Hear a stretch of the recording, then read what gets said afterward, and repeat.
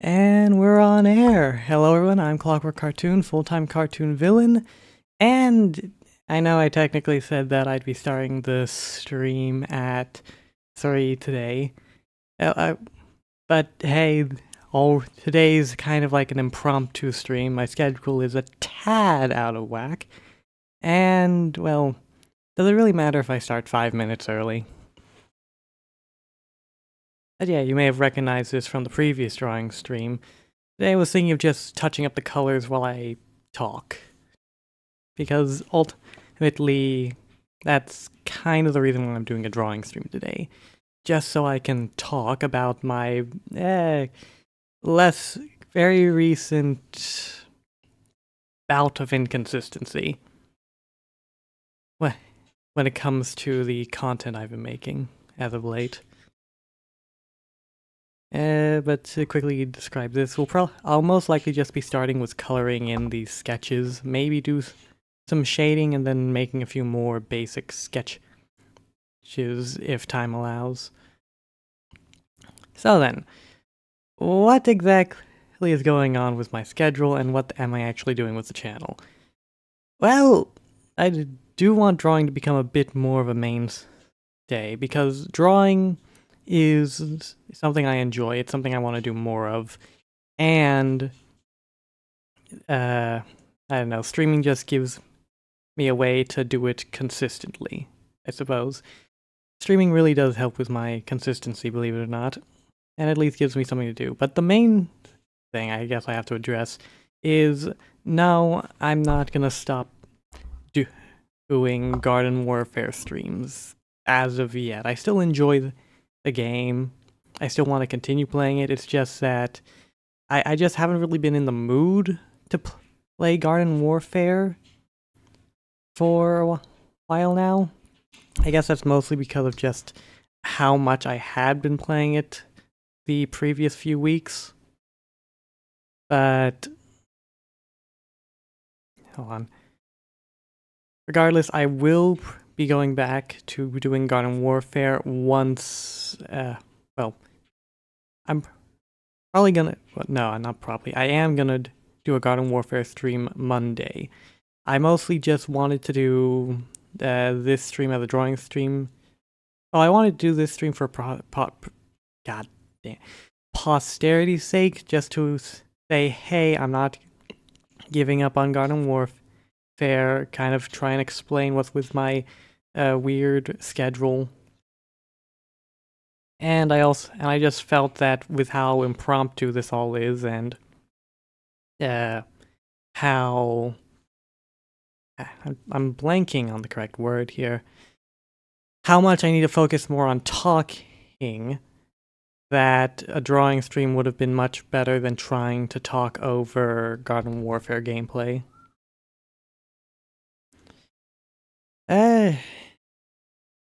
When it comes to why my schedule has kind of taken a bit of a odd turn, it's just real life stuff, you know? Having to get some finances that hold, handling a few personal matters here and there, a few job matters elsewhere. It's your typical real life bullshit, you know?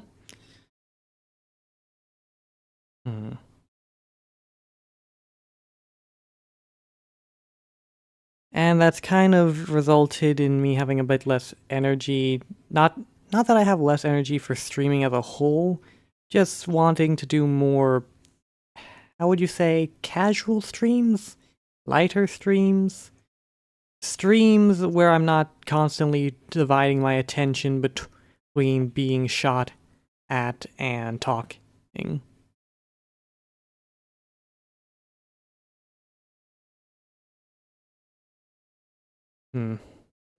I think I fucked that up.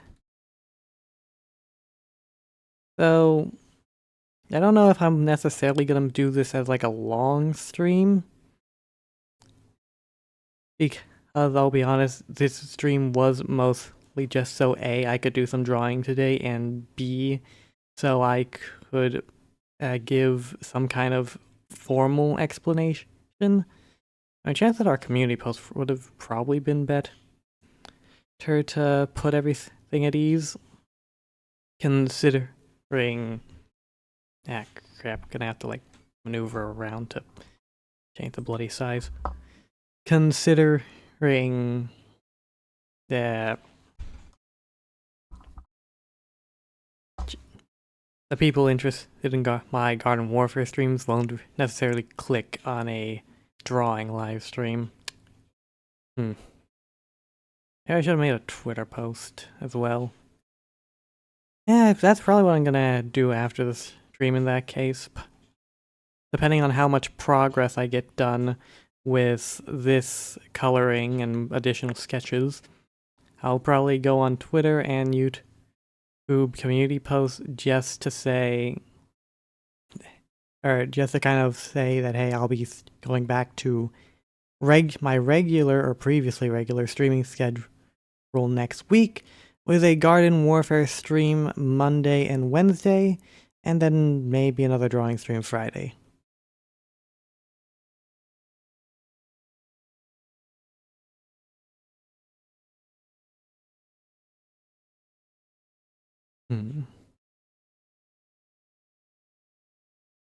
I don't wonder, or for any artists in the crowd, how exactly do you do your coloring? I think I might have like asked or at least talked about this previously, but I know I know of two ways I've been taught / shown how to color. One is, well, what I'm doing right now, where you just take a large brush, sweep over the colors over the general area, and then erase anything that goes outside the lines to a certain extent. But I've also seen people make liberal use of the fill tool, essentially filling in specific areas and then going back with the brush to... Because when you use the fill tool, it'll leave white sort of markings along the edge here that you then need to fill in with a you then need to fill in with one of the brushes.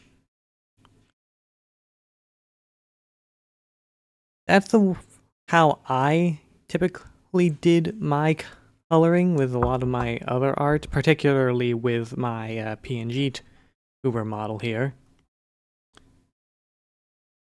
But I don't know, I decided to just like give this more racing type thing a try with these sketches, just to see if it is any better or worse. So it's not exactly to scale, considering these sketch lines don't exactly cover everything. So there's a bit of a color bleed through.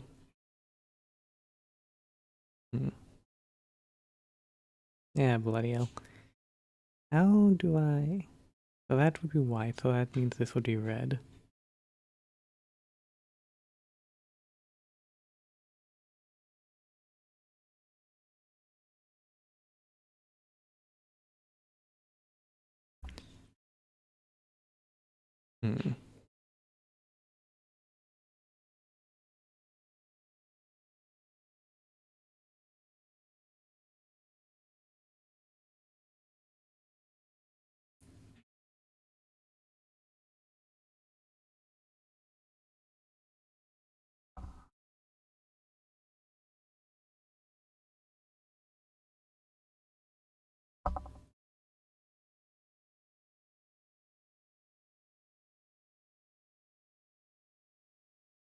Yeah, sorry for the silence, but oh, box, that's not what I meant to do.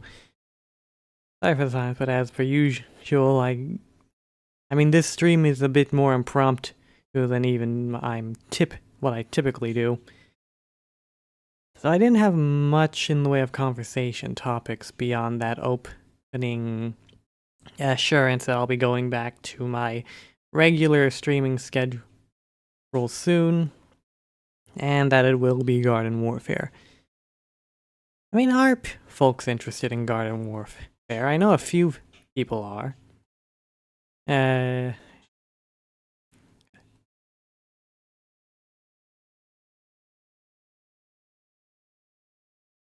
I don't know. I've been enjoying having these drawing streams to feel like to kind of like I guess force me, not really force me, but to push me back into drawing on a consistent basis. Hmm. Don't know if I will end up like expanding some of these drawings into proper drawings rather than just these colored sketches. Yeah, too close.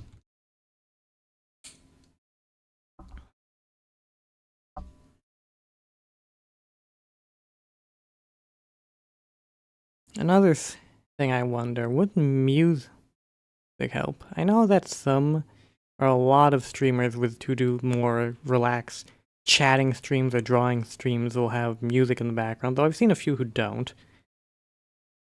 Which, I don't know, like to this day, I'm still confused over how the hell copyright works on YouTube. Like I constantly hear people using video game music, and looking it up, apparently video game music seems to have a lower chance of getting copyright struck by YouTube. It's not exactly a 0 chance, but it's low enough that a lot of big YouTubers are able to use it in a lot of their videos. And I've kind of been, I guess, treading the waters the same with how I use March of the Merry Brain Munchers as my waiting or opening, waiting screen music? Yeah.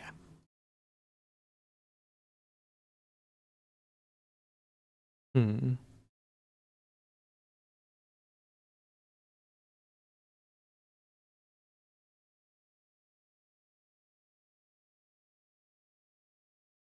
I also wonder what else I can actually end up drawing here on YouTube. I mean, these cartoon characters are all well and good, but I wonder. Like I said in the previous drawing stream, I'd always had an interest in improving my ability to draw in the anime art style. Always found it to be almost adjacent to cartooning in its own unique way.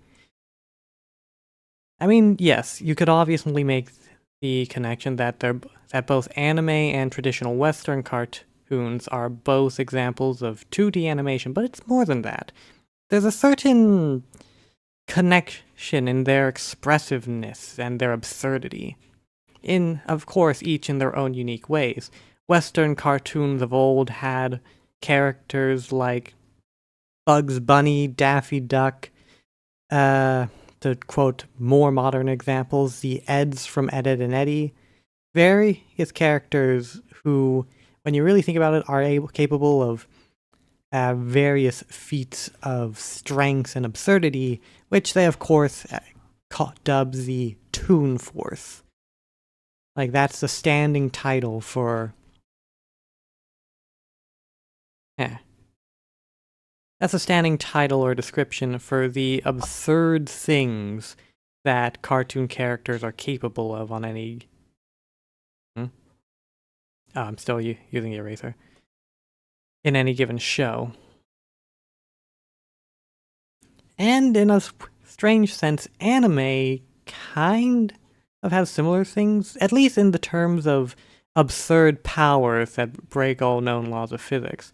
It's just that, well, depending on the anime, it may explain their nonsensical powers any more or less. Which makes me wonder, like, could you design a power system, because various anime are known for their power systems. You have the devil fruits and haki of One Piece. You have the various techniques and it's chi, right? Chi for Naruto.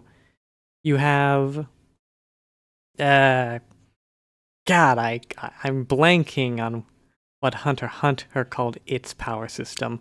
Or I guess you have the quirks from My Hero Academia. Like, anime are, especially shonen anime, are known for their power systems that make people spend hours upon hours questioning and wondering, like, oh, if I were in this world, what power would I have? Or if this character was in this world, what power would they have?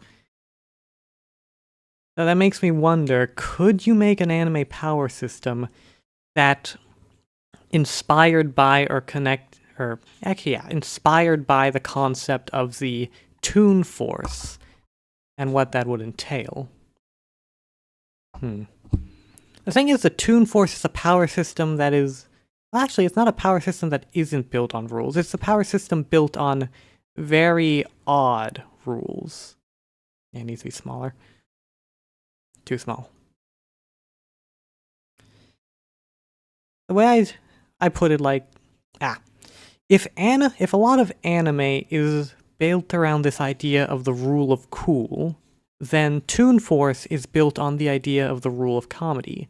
Because a lot of Toon Force antics are based on this idea that if it's funny, it will happen. But there are certain hard rules to the Toon Force, which are the rules established by the writers to maintain the tone and comedy of any given series. For instance, I remember hearing that that Warner Brothers had a specific list of rules concerning what characters... I believe it was Wile E. Coyote, yeah.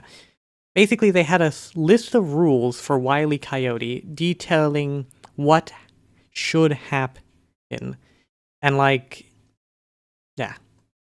one of the rules was he could never win against Bugs Bunny or the Roadrunner. But he was able to win against any other characters, or at least he was allowed to win against any other characters. And also another rule that his inventions must always backfire on him, I believe. Thing is, it feels like the more I think about it, the more I wonder if Toon Force works more so, maybe not necessarily as an entire power system to build a setting around, but rather the rules and restrictions for a specific character. Like, going to My Hero Academia as an example, maybe one specific character who has the power of the Toon Force and has, like, a list of rules, or there is, like, these unspoken list of rules as to how that functions.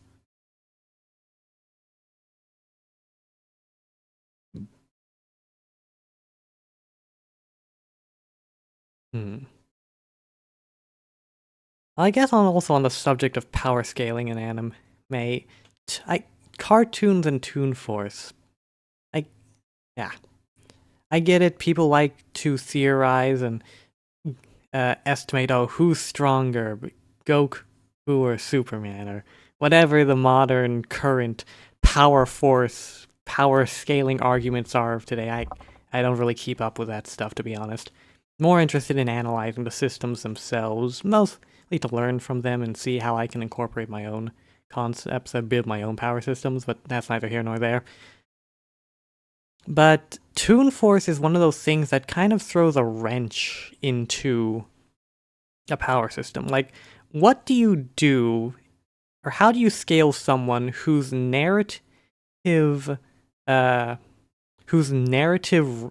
role, or, well, whose role in the narrative is to simply be powerful or unbeatable? Take Saitama, for example. Yeah, you can you can argue till the cows come home who could theoretically beat Saitama, but doesn't that kind of defeat the purpose of Saitama as a character? Then again, I suppose most people who go into power scaling arguments aren't really looking at it from the perspective of what is necessary or fits within the wider narrative. They're mostly looking at it in terms of raw numbers and data. Death Battle, I guess, is the greatest mainstream? Internet mainstream example of this, where they look purely at the numbers game. But even they kind of showed how ridiculous it can be with their Deadpool and Mask death battles. Because both characters are so mind-numbingly broken. But the reason why they're mind-numbingly broken is because that is their role in the narrative. Like, they're neither the character that is meant to be necessarily taken seriously. They are characters built around the comedy that their absurd powers are able to create.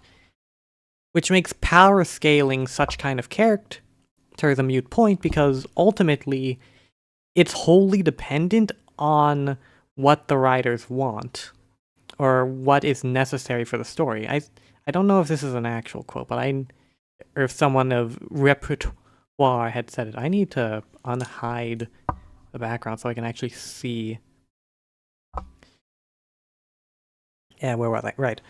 A repertoire said this, but I know that I remember reading a quote saying where someone would ask who would win in a fight, Superman or Batman, and the response was whoever the author wants to win.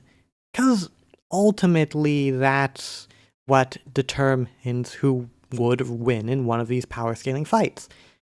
They're driven by narrative, or powers are driven by narrative. Yes, they follow their own rules. Yes, the author needs to put the time and effort to make sure that the power system makes sense within the context of the world and they aren't contradicting themselves. But ultimately, it's all in service of the wider story.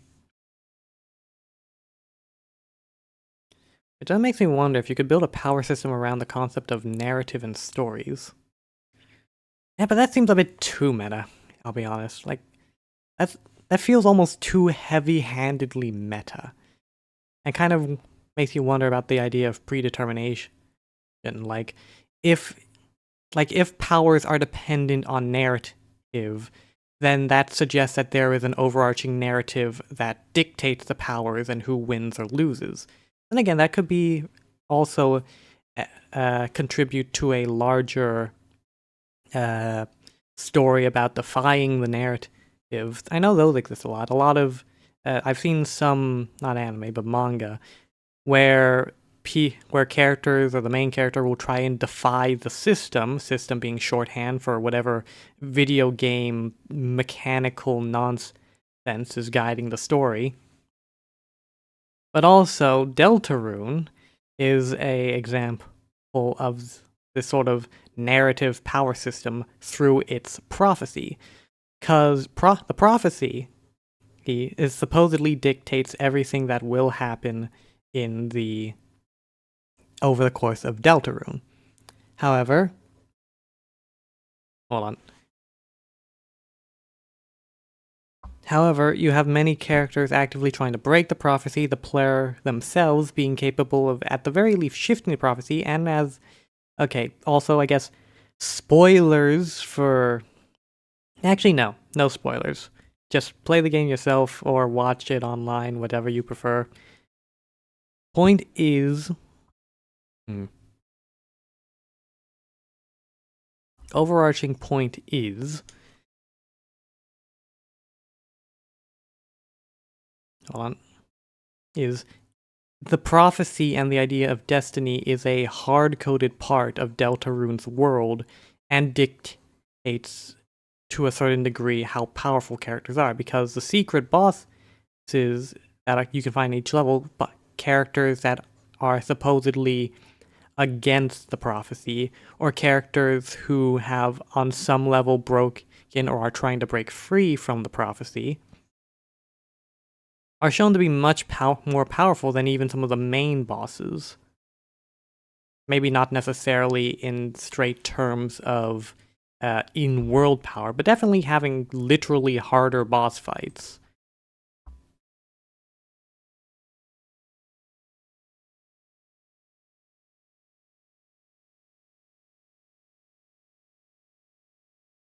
You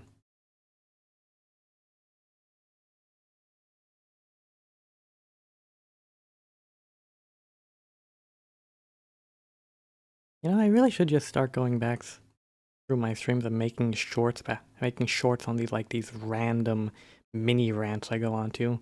They're definitely not long enough for me to make a proper video on, but who knows. Wouldn't that be one hell of a inflammatory title? The problem with power scaling. I would piss off so many people. I mean, that seems to be very good for traction. Yeah.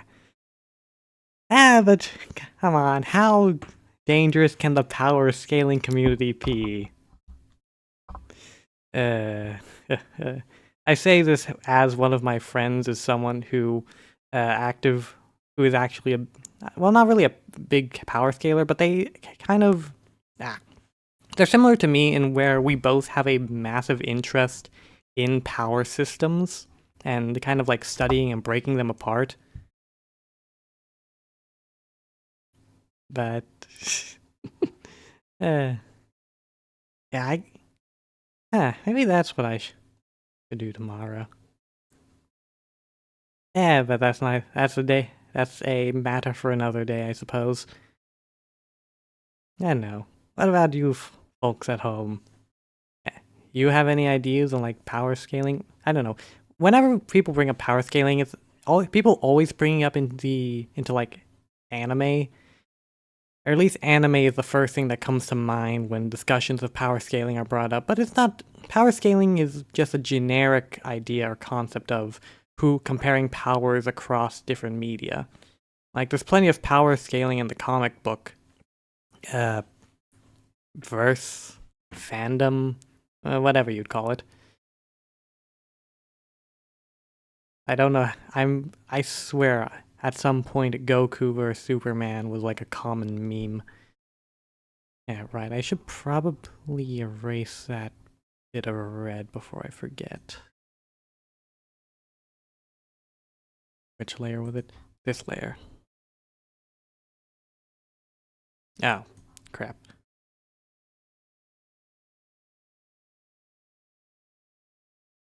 I don't know, like, anyone else think this, whether or not this chicken scratch is decent or not? I mean, some people like the hand-drawn sketchy look. And as a big fan of Ed and Eddie, I've also got a soft spot for it.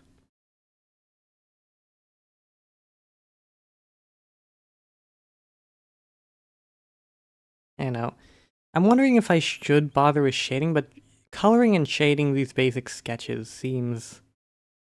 I don't know. I mean, I'm already coloring them in. Ah. Uh, the ever-present problems of not laying out how you're going to do something before you do it. Honestly, I should be better than this, for God's sakes. I have an education in 3D design and graphic design. I mean, I know pipelines.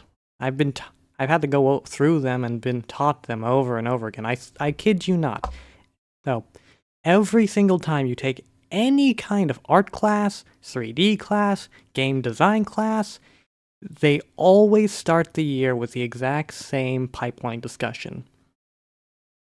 I mean, I'm not knocking them for that. Like, it's important to discuss pipelines. I'm just saying it's, they do it a lot.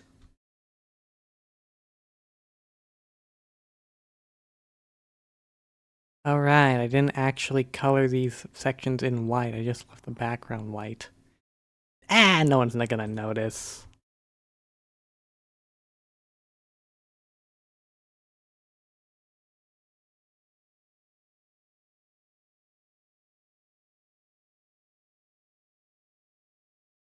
Yeah, where should I... Right, I put it under, meaning I shouldn't have to worry too much about any bleed through. Eesh. That makes it more obvious. Yeah, just gonna touch up a bit here and there. Ah, mumbling again.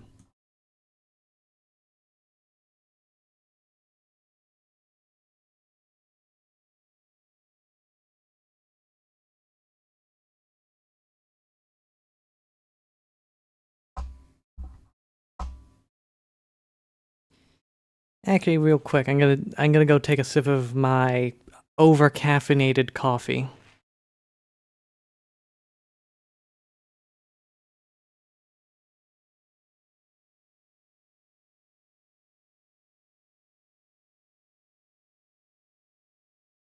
Yeah, that's some good fucking black or coffee and creamer.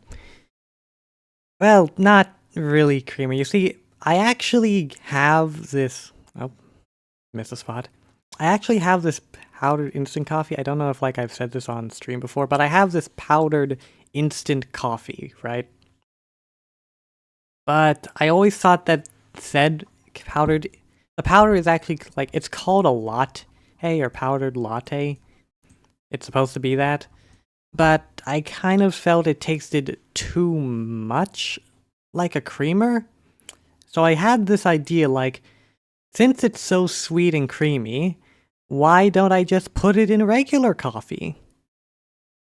And now I am almost certainly drinking twice, oh, not even twice, 4 times the recommended amount of caffeine that is all, in all honesty, should be healthy. But hey, I'm not dead yet, so...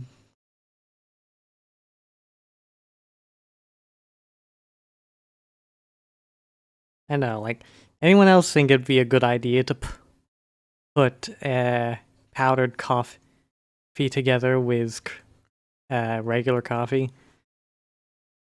Actually, I mean, I have 2 different powdered coffees. One's like this latte thing that I think tasted too much like creamer. The other is like this, not sponsored, but Maxwell House, I believe its name is, powdered coffee. And it's almond flavored, and I think it tastes just a lot better compared to the other instant coffee.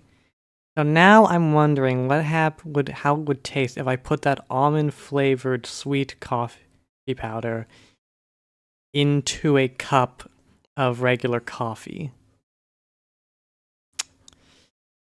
Hmm. On some level, I don't think I should, but I really want to know. And how does this look without the... Yeah.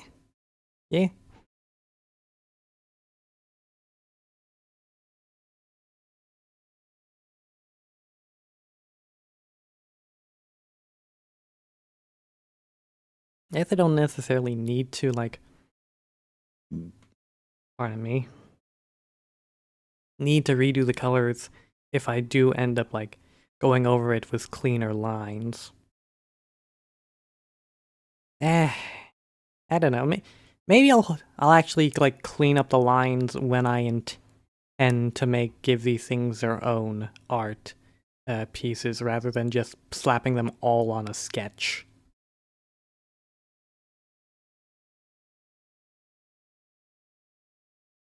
Am I still right? The right color. Yep.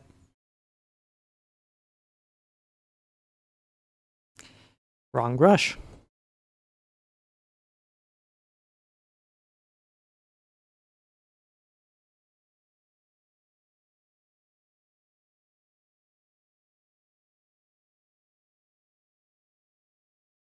I honestly don't know if this whole color outside the lines and then erase thing is any better than the fill tool. I think the fill tool works better when you've got like much more organized looking layers and have all the pieces separate for you to easily like use the selection tool. It would certainly work in that instance.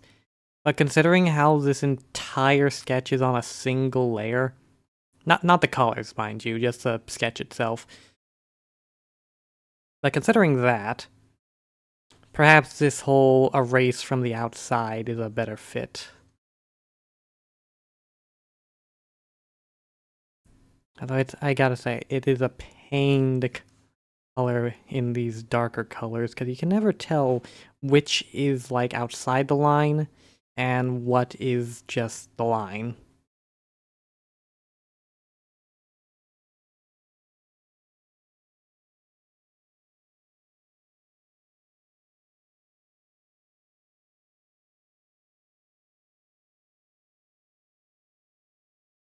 Hmm. You know, it just looks wobbly over here. Yeah, I guess that's close enough. That's the real... See, that is the true genius of using your base sketch and just coloring it in.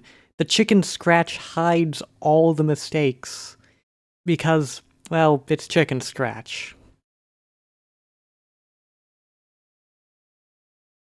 Damn, what? I think I wanted to make the eyes yellow when I made this drawing all those years ago. And more orangey yellow? No, like, move. More vibrant. That's the wrong tool again. Make sure it's on its own layer, yada yada yada. Now, yellow eyes. Crazy eyes.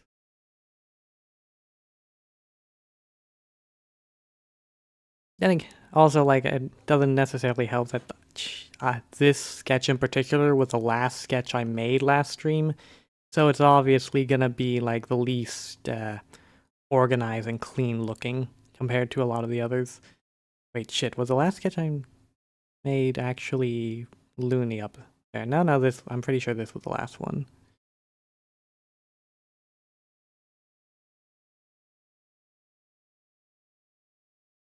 Yeah, erase over here. I don't know, it looks better when the yellow isn't bleeding out of the bleeding out of lines. Or bleeding onto or under the lines.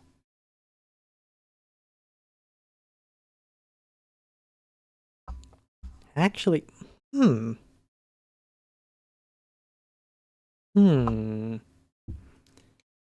that connecting bit actually looks kind of cool. I think I'm gonna keep it for now. I won't, like, outline it, because, well, it doesn't look, it's not that noticeable. But, yeah, I like that. Yeah, erase a bit more over here, a bit up here.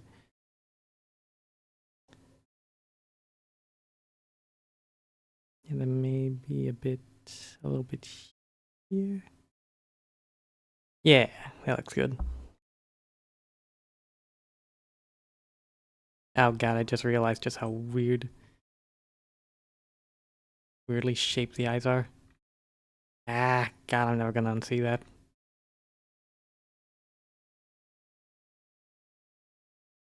Bollocks. Eh, regardless, the last thing to do would be the metal.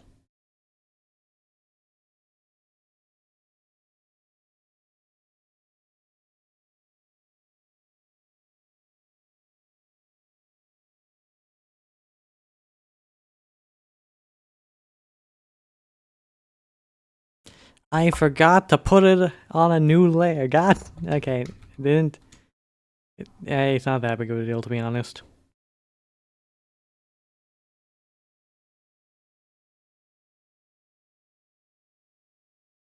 I know.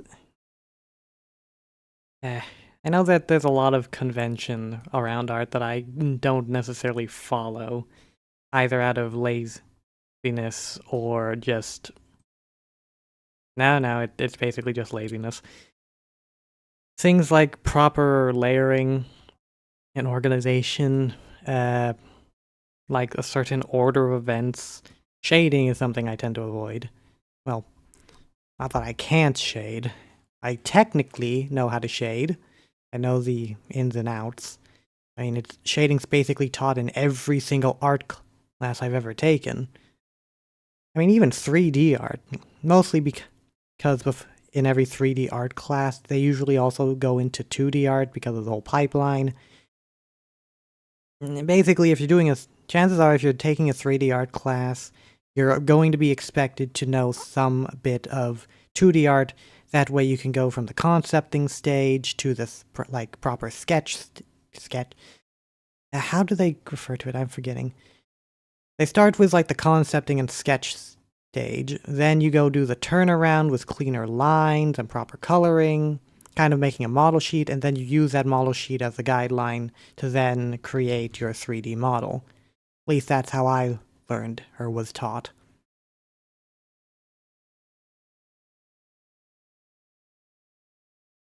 Yeah, that's another thing I need to do more of. Need to just talk more about my formal education. I don't even announce myself as a game designer anymore because, admittedly, I'm not a game designer. I'm a game design student. There's a big difference there. I really should shrink this brush now. There's a big difference between a game design student and a game designer. Said difference is having actually made and published a full game in some capacity. Technically, I've worked on demos, vertical slices, and individual assets for specific projects, but never actually went through with publishing something under my own name, or under the name of the people I worked with. So I'm fairly certain a few of my classmates went out to publish the games they made in class. I regrettably never joined them in those endeavors. Is that not...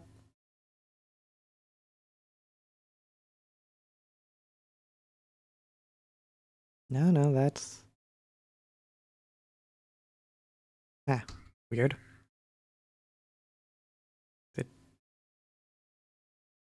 That's probably just like a bit of sketch.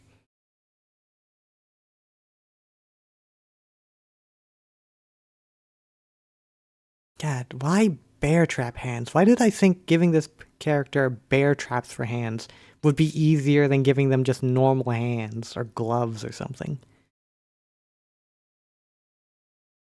I think the idea was that this character was supposed to be able to like stretch their limbs and like snap the trap shut on to capture something or other. Not these were more just like random concept sketches for not even any specific game or series or world. Just I came up with the Chomper character first after the idea of an anglerfish, and then made this starfish looking guy afterwards to kind of complement him.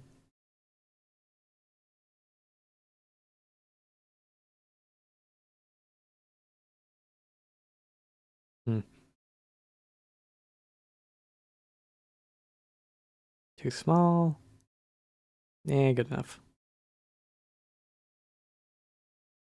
I don't necessarily think this method is any fast, or actually it might actually be slower than the whole just using the fill tool to color.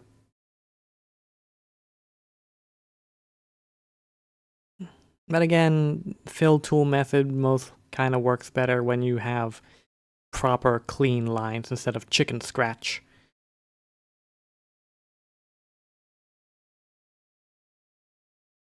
Yeah, I suppose while I have the time, I can talk about a few things that I learned in my game design classes, like level design. There was actually an entire class dedicated to that matter.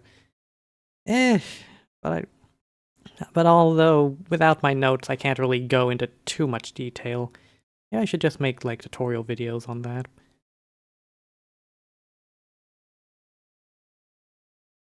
But some of the basics are, some of you might know this concept, but bright yellow paint.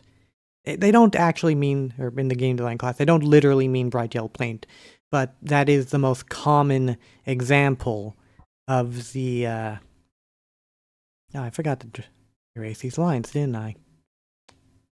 Oh boy. The most common example of how player direction is handled in these types of games, where you'll have some kind of bright yellow paint essentially acting as a big arrow saying, go here. Now, of course, that does technically work, but it doesn't work all the time, especially because you need to make sure your level, or the ways you guide the player have to match with your world and design. For instance, you don't want random bright paint just splattered across a urban city environment in a super serious game. But the more common and second to way that you guide the player through a level, other than just bright yellow paint, is lighting. Lighting is probably the most important tool for level designers, because players will naturally gravitate towards sources of light. It's just a fun little part of art. That's the wrong layer. How does it? Ah. Eh.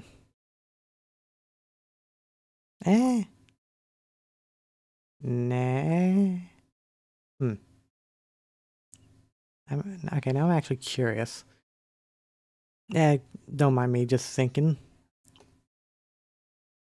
Why did I switch brush? I guess because I really do need to just make 2 brushes so I'm not constantly adjusting the size of that one brush. I mean, I do have 2 brushes, though this one is a bit of an oddity. Definitely sharper. Probably better for doing this more accurately than the softer brush.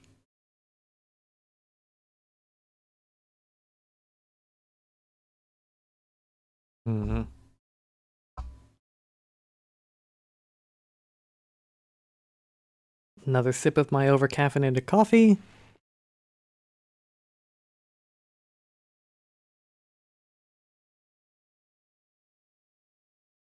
Speaking on food, because I've completely forgotten what. Oh right, I was talking about level design. That did not take long for me to forget. Yes, on level design, lighting is your best friend when it comes to levels. And not just like put a light source where you want the player to go. You can actually use things like rays of light to direct a player. Like imagine light coming through a window, and you have that window ending in a point. You know those big tall windows that end in points? You can use those windows and the light going through it to almost act as an arrow for the player. Neon signs are also a more overt way of using lighting to guide the player. Oh, I forgot about these. Yeah, gonna...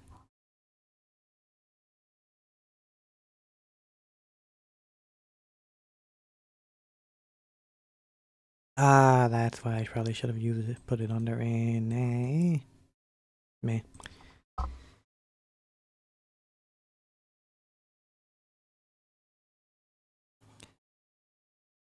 Of course, lighting and painted lighting signs and other such painting isn't the only way you guide the player.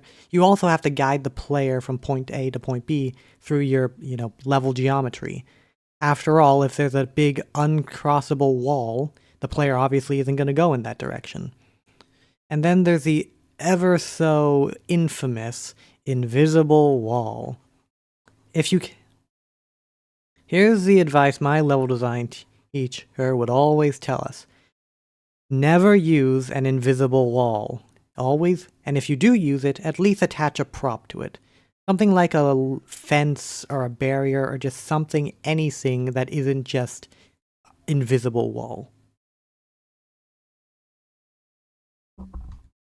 Because an invisible wall is a surefire way to take a player out of the immersion. Okay, what does it look like if I remove the line? Yeah. I mean... With a few touch-ups, it could work. And then let's hide. So this is how they look. I'm just kind of like comparing the two side by side since they are so similar. Nice little weird cartoon, evil circus, random sea theme.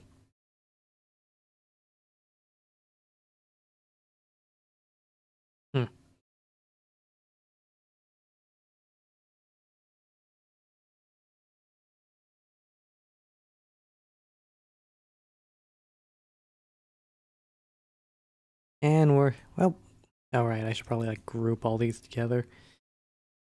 First group you all as color. Crap, which one were you? Oh. G. Sorry, I need to color.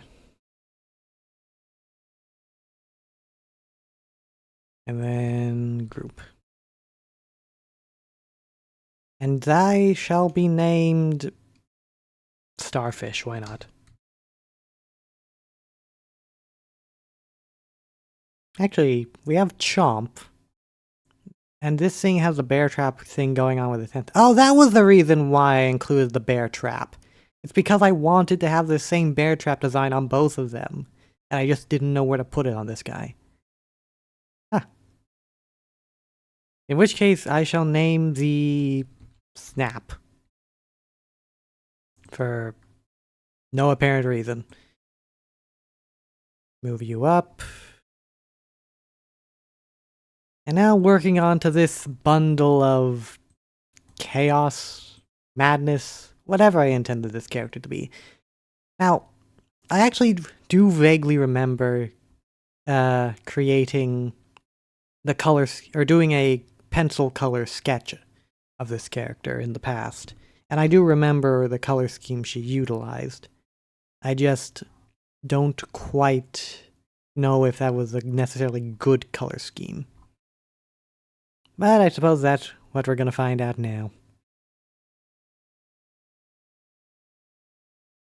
Let's see here.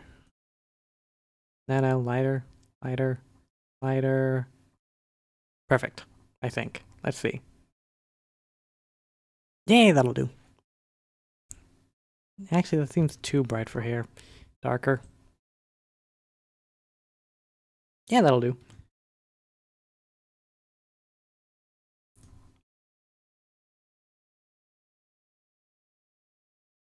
I don't know if it's really important to just be coloring in these sketches, or if I should instead be focusing on creating new sketches.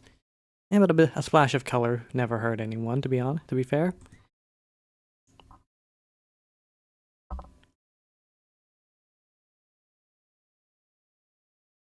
I'm trying to think of like whether other game design topics I can recount off of the top of my head. But that seems like a bit of a risky thing to do, considering I don't want to be giving any wrong information or just flying by the seat of my pants. But the only other thing I can really think about is the fact of, have any of you guys ever tried salami on a grilled cheese? It's a lot better than you may think. And I don't mean like a thick sausage of salami that you cut up yourself. I mean those like cheap packaged salamis that come in massive packs. Ah, damn.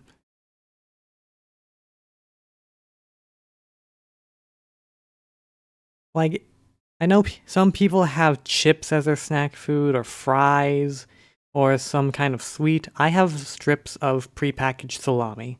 That's my go-to snack food.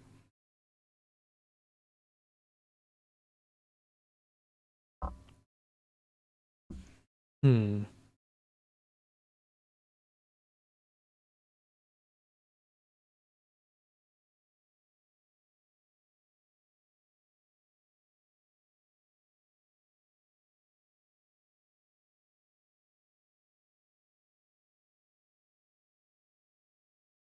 I guess is also one thing from my video game education, if you could call it so formally, which was Ludo narrative. I believe they called it Ludo narrative play, or ludic play. Basically, it was that specifically referred to mechanics in a video game that also doubled as serving a narrative function. The biggest example of this was in BioShock, where you could choose to either, I believe, take Adam from the Little Sisters, or you could choose to help them out. This actually had an effect on the story, which I will not spoil, but if you chose to sacrifice the Little Sisters, you would actually be rewarded in the form of more Adam, I believe. Basically, it was a system that incentivized you to make a horrible decision or immoral decision for an in-game mechanical reward. while giving you a different, less obvious reward if you chose to save them. Another game I believe does this well is Disco Elysium or Disco Asylum. No, it is Elysium. Disco Elysium, wherein I remember seeing this one post of someone saying that they were disappointed that the drugs in the game, because instead of having anything like potions or buffs, a Disco Elysium had drugs that if the player took them, they gave different buffs. But basically, the player was disappointed that there wasn't an addiction mechanic connected to these drugs. But after realizing that just how many of them they were taking before every boss fight, and realizing how dependent that they had become on using them to beat the bosses, they realized that was the addiction mechanic, the ever-present need, or the feeling or need to consistently use these potions or buffs in order to beat the bosses. When, by all technicality, you could, in theory, beat the game without ever using those drugs in a video game. I don't know if YouTube is gonna hunt me down for mentioning a video game mechanic that the design is based off of drugs. That is something I will never understand with YouTube censorship. Like, how the hell does YouTube handle fucking rated M for mature games? I guess the answer is they don't. They just kind of sweep them under the rug or put them under, or just blanketly use the same restrictions. Like, I mean, come on. I know people always talk about things like the very, let's say, naughty or lewd advertisements that can play on YouTube that violate their terms and services. But what about violent video game trailers? Like, or just trailers for games rated M for mature? Is it really so hard for YouTube to implement a system that segregates advertisements based on whether they are intended for a mature or younger audience, and then having those advertisements play to specific videos depending on what the videos themselves are rated? Like, I don't see why they need to cut ad revenue should your video be deemed too problematic. Couldn't they just, like, have those videos play the mature ads? Wouldn't that kind of make sure everyone is happy? Because the companies that don't want that kind of mature what have you connected to their brand don't have their ads play on videos that are mature. Meanwhile, the companies that do have more mature products get their videos played to an audience that is likely more receptive to those products. It just seems like an obvious solution. I don't know why YouTube hasn't just implemented something like that.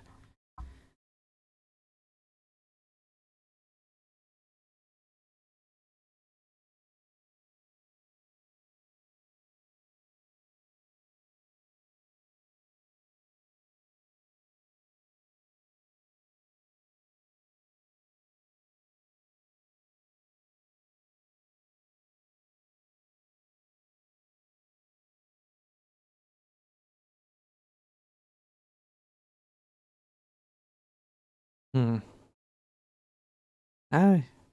moments of silence like these, I really wonder, how the fuck do I get music playing in the background? Probably will have to just be video game music, to be honest. That way I don't completely risk getting struck down by ye old terror of copyright. I don't know why I call it yield, for God's sakes. I don't know, my vocabulary is a strange mix of phrases and accents that I've just randomly picked up from movies and media, passively, thus creating this horrible amalgamation where people can't tell if I have an accent or a lisp.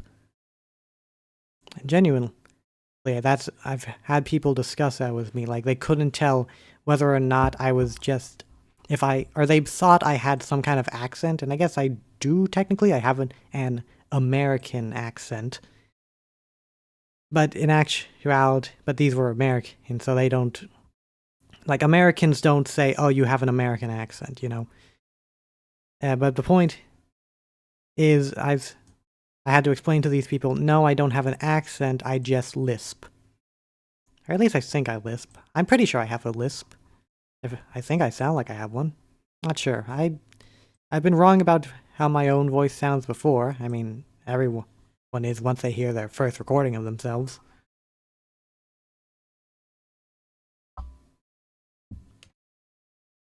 At the one... Maybe if I do a drawing stream again, I'll get like a playlist of video game music. Calming video game music.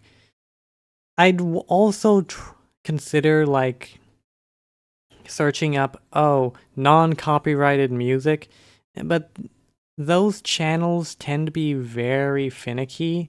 There is YouTube's audio library, but it's kind of lackluster, to be honest.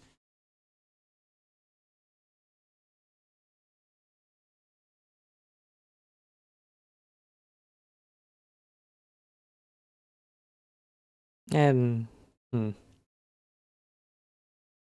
I say I don't know a lot.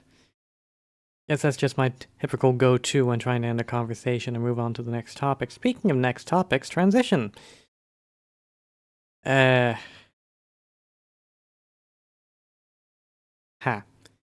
know, I probably should have come up with something to transition to before I suggested I was transitioning to something.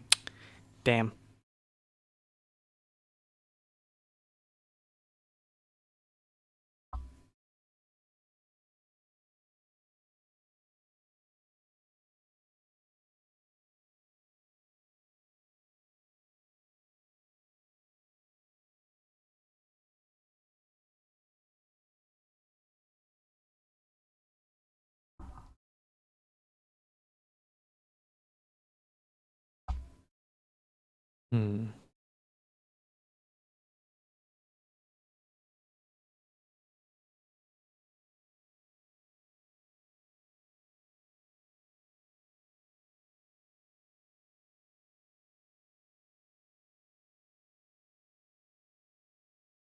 Yeah, in hindsight, the fill tool might have been the faster option for some of these more delicate areas. There was one thing I was discussing before, and which was the overlap between cartoons and anime, or Western, I don't know. Whenever I say cartoon, I'm specifically referring to Western cartoons, and even then, I'm more specifically referring to the more Looney Tunes-esque cartoons. Not even Looney Tunes. Like, there was some pretty crazy stuff that would happen in shows like Kids Next Door, Ed, and Eddie. But that's besides the point. Yes.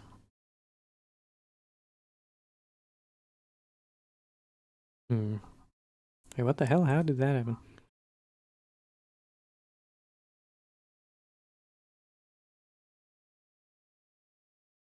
I remember I gave this character gray skin. Don't know why, though. Meh.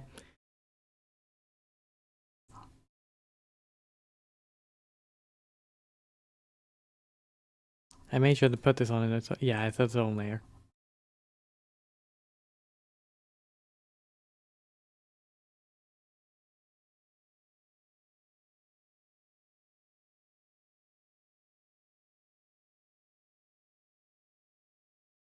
And a bit of cleanup around the edges here.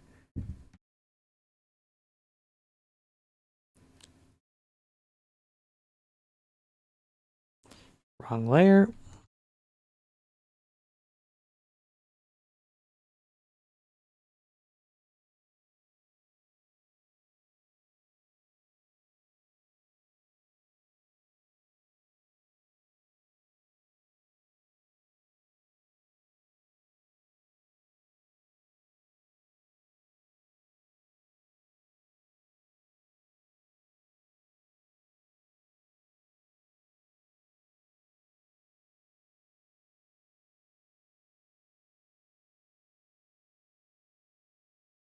I guess what I originally wanted to say when I was comparing the two was that there's almost like a similar level of exaggeration in both mediums.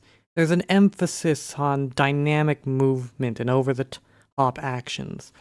Not specifically combat action, but actual like over the top movement. Expressive faces, wild snap poses, like even some elements of squash and stretch in like yeah, I keep saying like in anime you do see quite a bit of squash and stretch. It's just a bit well, not even more subtle. I guess because doesn't look like the typical squash and stretch we associate with Western cartoons, people don't call it squash and stretch. I feel like this area is too raggedy. Yeah, clean it up.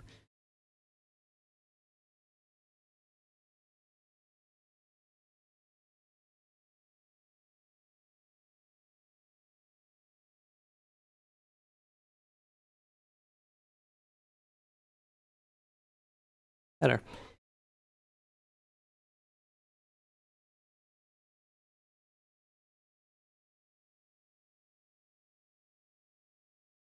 Should I have given this character eyes? And it feels like the eyes should have gone like here. Quick sketch test.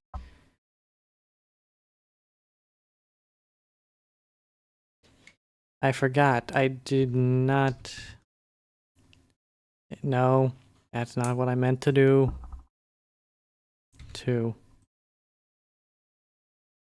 I really have to start saving my brush settings. It was the brush I used.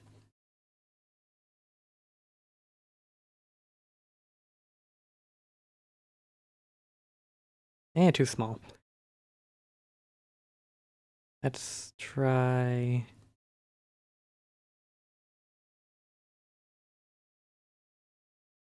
Maybe...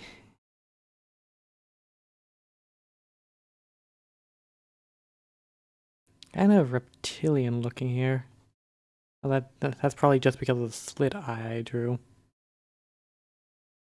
And how well does it work with the pie eye I like to draw?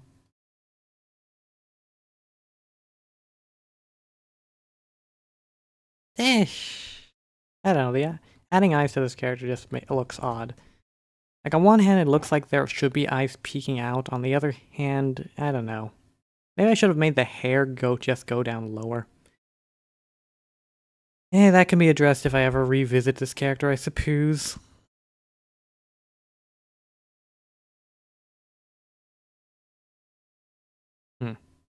How do I handle... Probably... this. What color should I make the mouse? Well, inside of the mouse.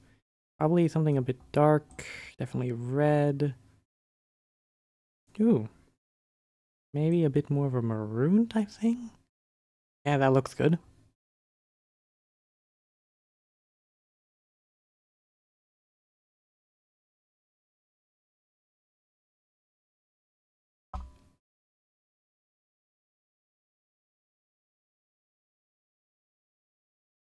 Right, the similarities between Western toons and anime, particularly in forms of exaggeration.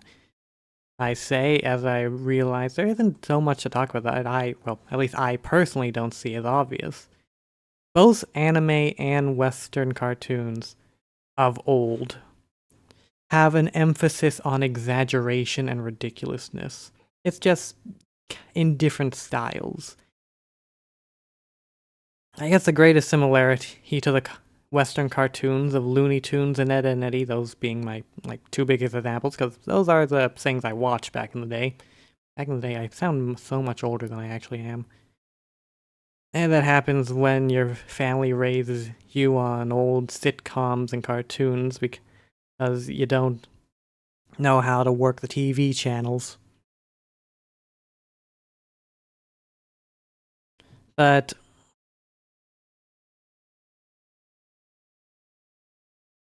hold on. What was I? Right, I know, I keep forgetting the point I'm trying to make.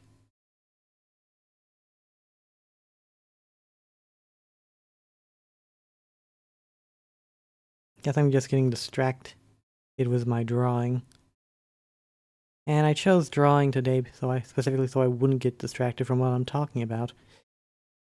But that's neither here nor there. I say that way too often. I just don't know any better ways of, like, moving a conversation topic. Tongue should probably be pinkish. Yeah, that looks like a good pink.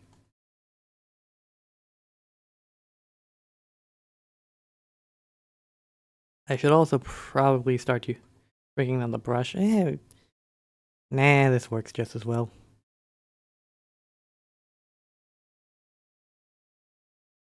Oh god, the teeth are gonna be a pain. Erase a bit more here.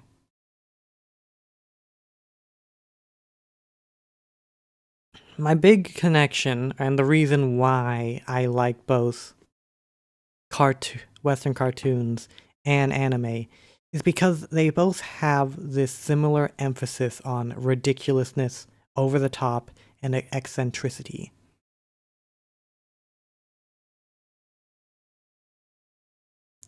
Do I give her yellow teeth or white teeth? I mean, this character looks like the type of character who'd have yellow teeth, to be fair. Maybe not like full yellow teeth, but white. Yeah, something like that. I made sure this was on a new layer. Oh, thank God. I have to keep checking that. And make sure I get any extra bits. Exaggeration and over-the-top spectacle are, in a way, both mediums' bread and butter. They're what stick out to you. They're what most people remember from these mediums.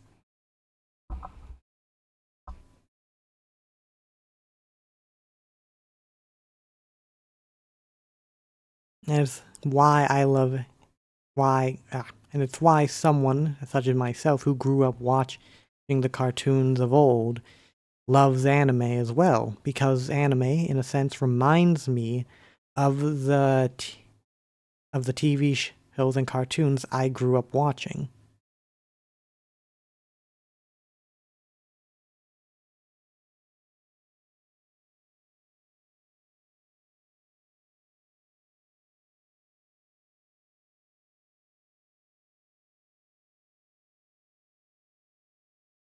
I wonder if vector art would be worth in trying out.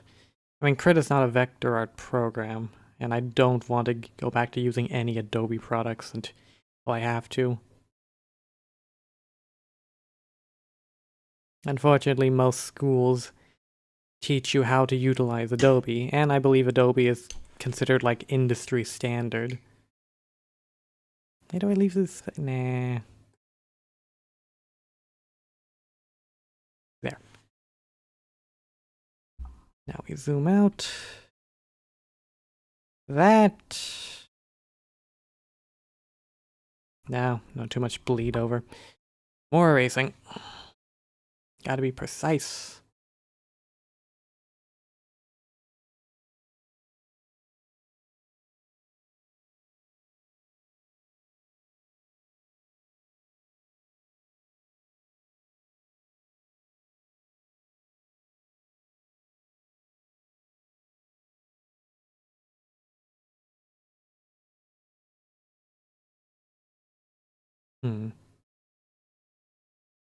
Okay, that's a bit much.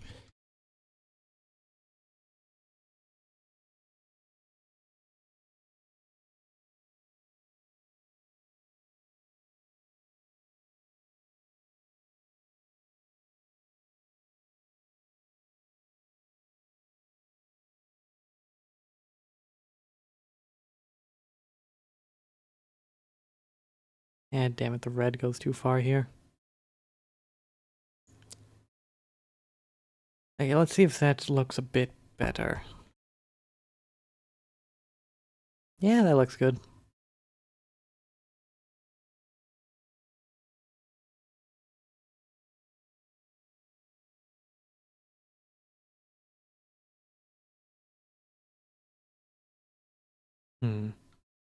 Now time for the belts and whatnot. I want to put this over, under, probably under, just like, oh, I forgot you.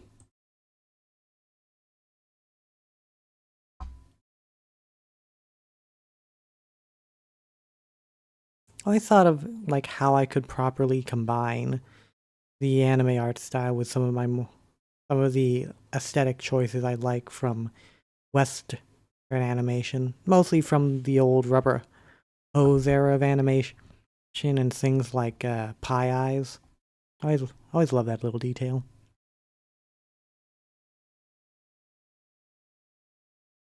Thing is, since I never really fully mastered the anime art style, I also never really went all too deep into.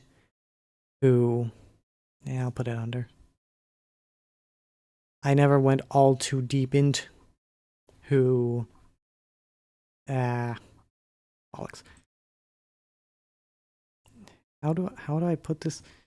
Since I never mastered the anime art style, I also never was able to really begin manipulating it properly.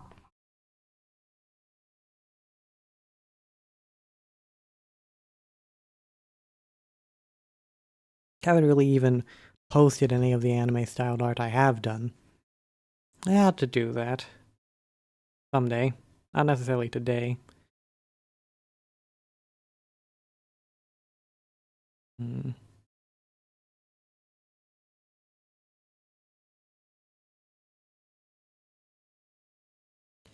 That's not what I meant to press.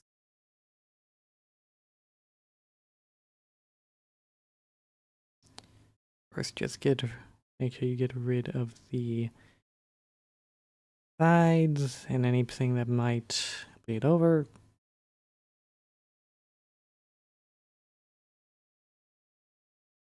They had too flat.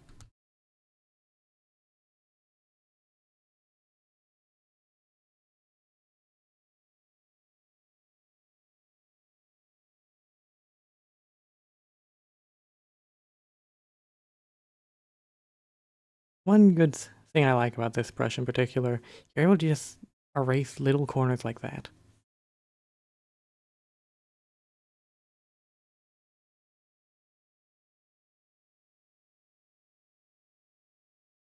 Eh.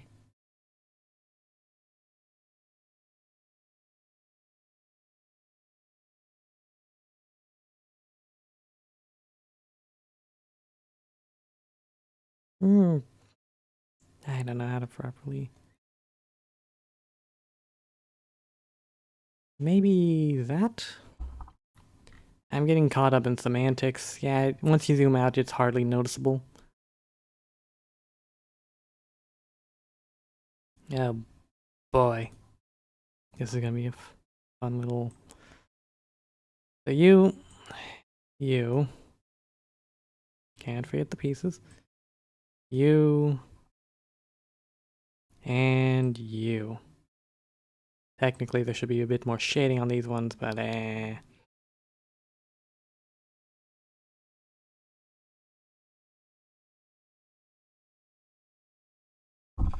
Yep.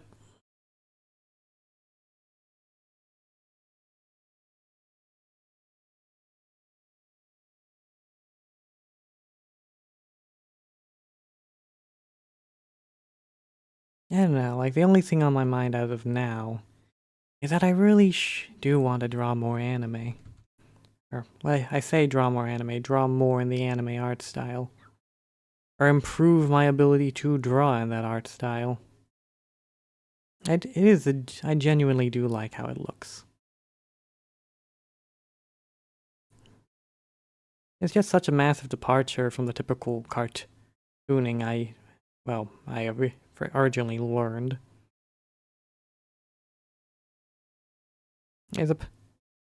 Maybe it is time to brush up on my anatomy. It has been a few years since. Actually, the more I think about it, the more I realize that most of the anatomy you actually need to know to draw boils down primarily to proportions. Like, unless you're drawing specific pectoral muscles or abs, like, you don't need to have you don't need to have like a full-on education in anatomy. Like, I unfortunately thought was a good idea. Yeah, do not take an anatomy class for the sake of drawing. Like, it's honestly just a waste. You're better off just getting like a brief overview of anatomy, or buying a single anatomy textbook and using that as the base. Or hell, you're honestly better just looking up real proportions or pictures of real people and getting an idea that way. Do not do what I did. Do not waste your money on an extra class that's intended for a medical degree and not an arts degree.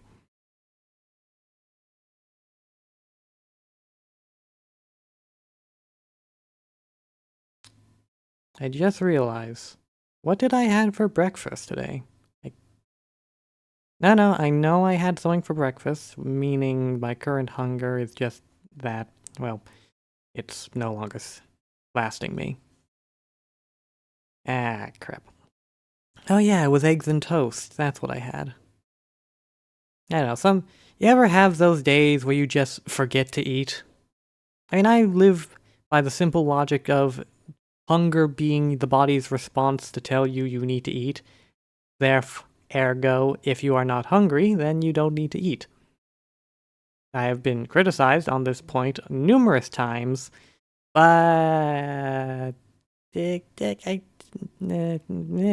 yeah.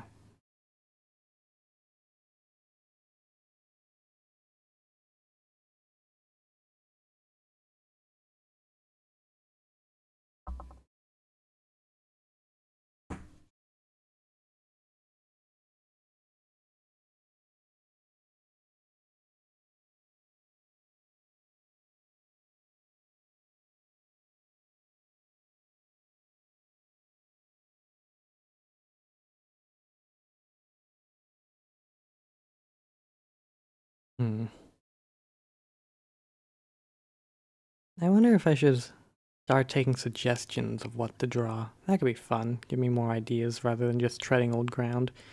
Or maybe it is better for me to tread old ground for the time being, touching up the physical sketches I've done, or that I did so many years ago, rather than trying to jump in and do new stuff.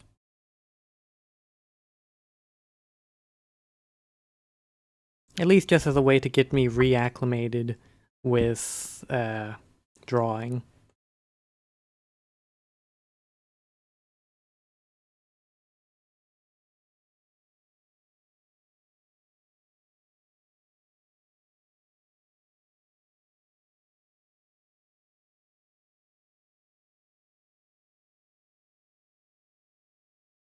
Hmm.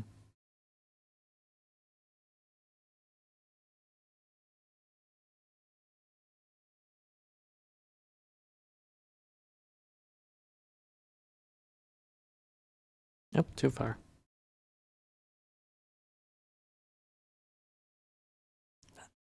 You know, I just remember this weird movie that came to my mind. And it was this movie about a girl cursed to have a... Oh.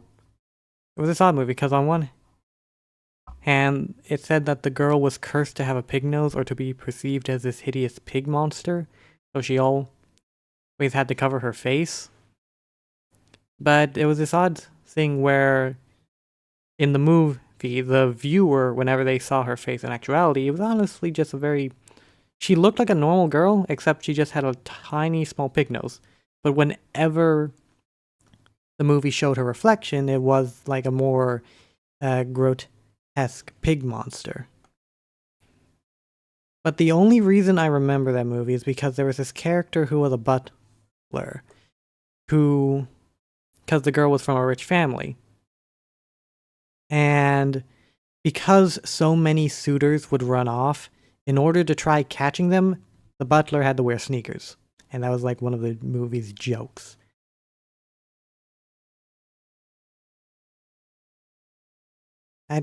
What was that movie called? I'm completely blanking. Maybe I'll search it up after stream.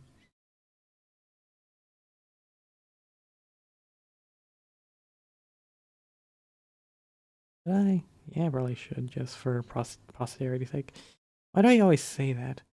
I say words without any specific reason as to why, or if they fit.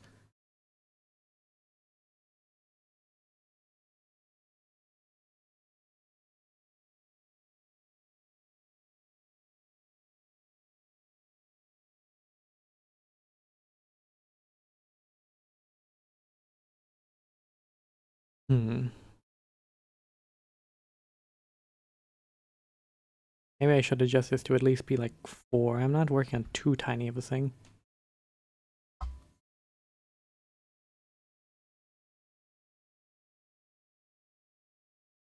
And like, if there are any proper artists in the audience, is this method more or less efficient?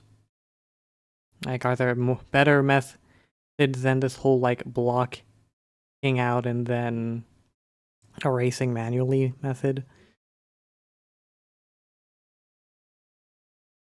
Nah.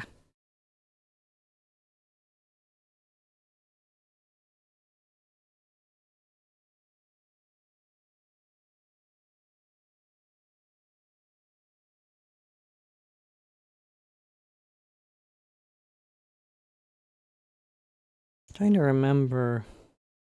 There's other things to discuss, other things to talk about, particularly lessons from my game design classes.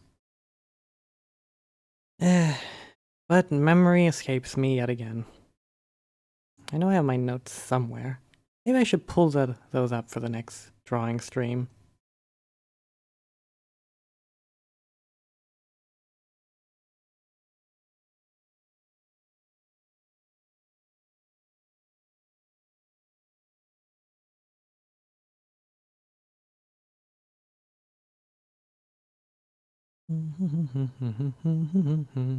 I swear, SpongeBob is the only reason that song is stuck in my head. I don't even know what it's called. I just know it goes da da da da da da da da da da da da da da da.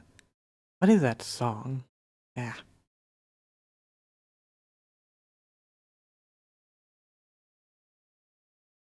Pretty sure it's SpongeBob that's burned that song into my memory.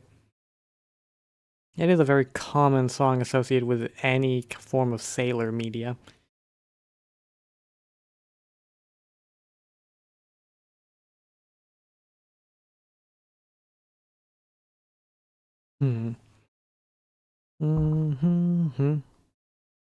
What's this? Give me a second.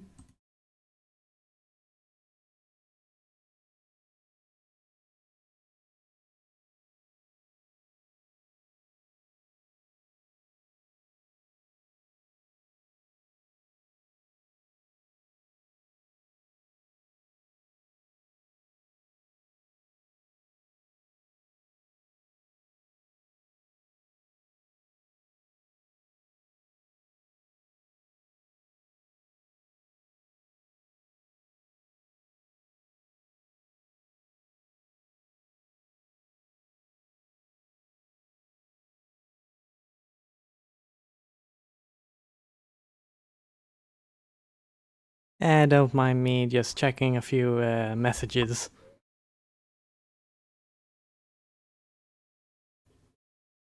Am I still on the right? Yeah, I'm still on the right layer. And here's a random thought, though, because we were talking about coffee and whatnot earlier. Apparently, some people out there think that this newfangled blasted G Fuel, or whatever it's called, is better than coffee for your caffeine fix. To which I say, why Why ever bother with something other than the classics? Coffee is good old reliable, and if you can't handle the bitter taste, well, that's your problem.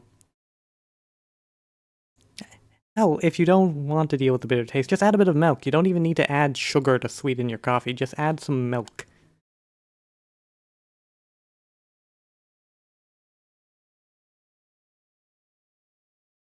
I don't see the appeal in energy drinks or G Fuel.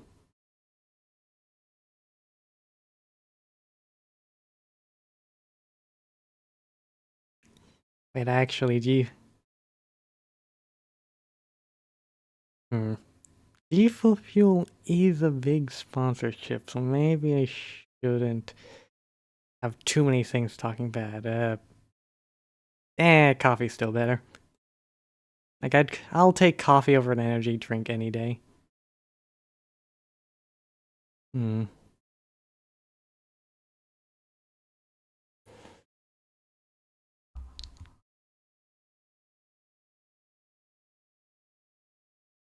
Hmm. Yay.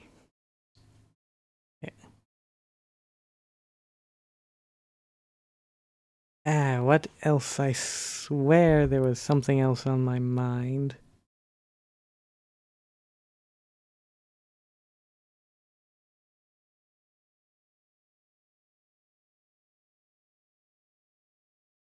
Whatever it was, it slipped my mind by now. What was I doing? Wait, no, I was doing something. I forget what I was doing. Right! I wasn't doing anything. Oh, save for drawing and erasing more colors.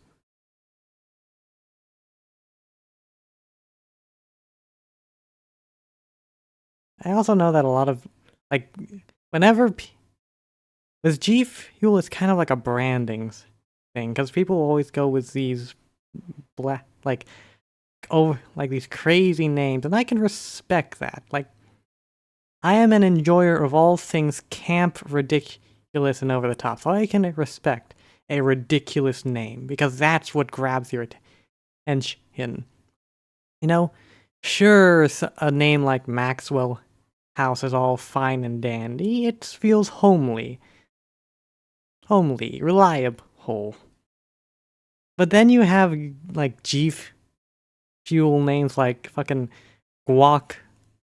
Like, what was it? Guacamole Gamer Fart, which was Russian Badger's G Fuel, and then Blowhole Blast, which I believe was Shy Lily's G Fuel name. I always did want to try this sort of mint orange creamsicle thing that Nogla and Terrorizer developed. That one doesn't sound that bad actually. I mean, have anyone actually tried an orange creamsicle? It's very good. Orange flavored ice cream is a severely underutilized, underrated ice cream flavor. We need more orange flavored ice cream. I remember there used to be this it was this Swiss chocolate orange ice cream, and it was my favorite fucking flavor of all time. It was amazing. And it's what it said on the tin. It was orange flavored ice cream with little Swiss chocolates in it. And I loved it. And then they discontinued it. The fuckers. Apparently it wasn't selling well. Nah. That was my favorite ice cream. And nothing has ever come close to replacing it. Because for some reason no one makes orange flavored ice cream. I can't find it. Anyone who does orange flavored ice cream. It's always berry or it's always like when it comes to exotic flavors, you get berries. That's it. Berries and cotton candy. Those are your options. Maybe the occasional pie flavor. But like you don't see orange. The only, I guess you could say, big ice cream thing that I like is that supposed to be no, that's not supposed to be inside of. Big ice cream thing that I like is banana. You get a few banana flavors, but that's just because Ben and Jerry's Chunky Monkey exists. No, that's definitely the inside of the belt. Yeah, I'm gonna have to do like a bit of shading to make it look nice.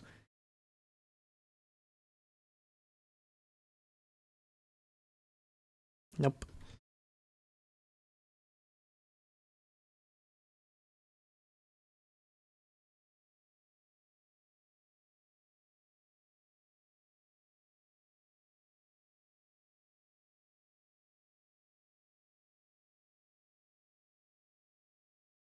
And then a little bit of brown over...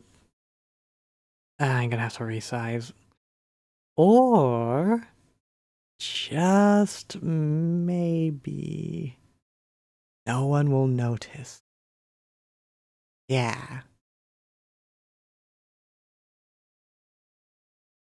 Just a few touch-ups here and there where the brown is a bit faint.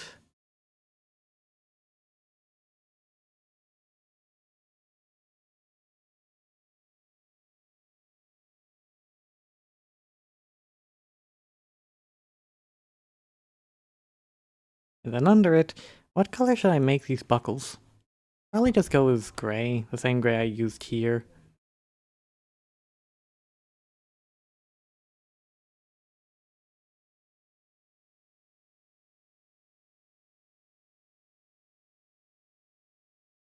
Yeah, da. And you.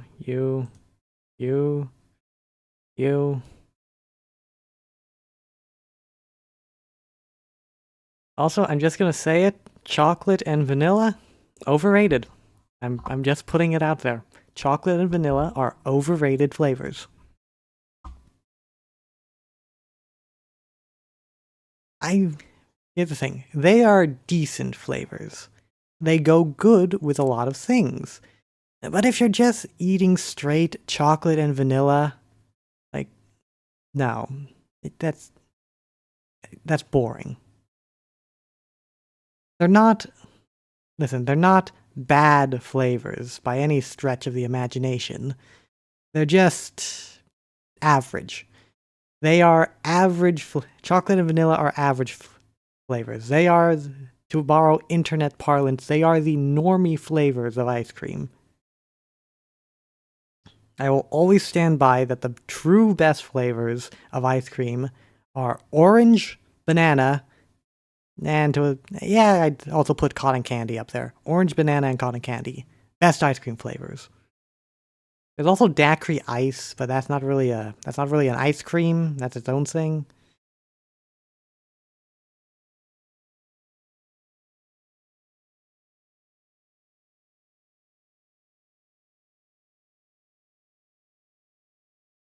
I wonder if I should just make a short as a compilation of all the weird food comments and rants I go into.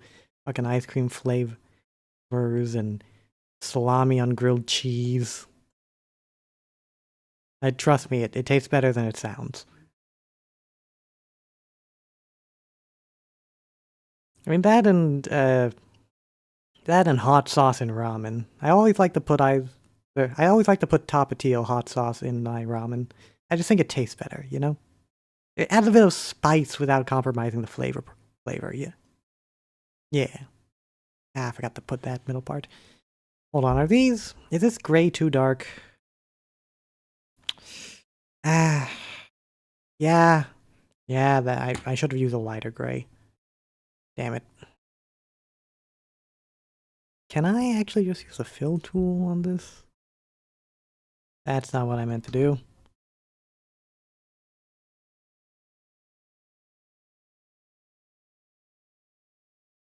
How convenient. Yeah, much better. Well, mildly better, but meh.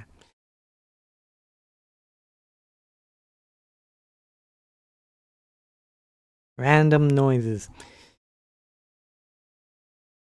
Okay, the more I think about it, having salami as my snack food, putting hot sauce in ramen, putting powdered coffee in regular coffee. God, my kidneys must hate me. Like, the ramen and hot sauce is enough sodium already, but the amount of salami I eat.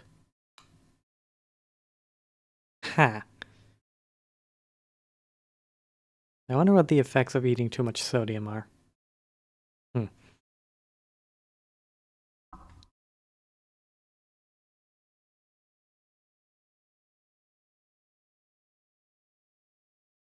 I should probably shrink this. Yeah, doing that would just be ridiculous.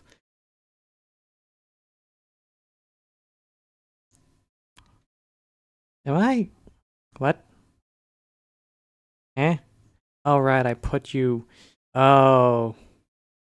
Oh, that was a mistake. But what if I just change the coloring a bit? Okay, orange. Then make it brighter, and then now it's not metal, it's gold.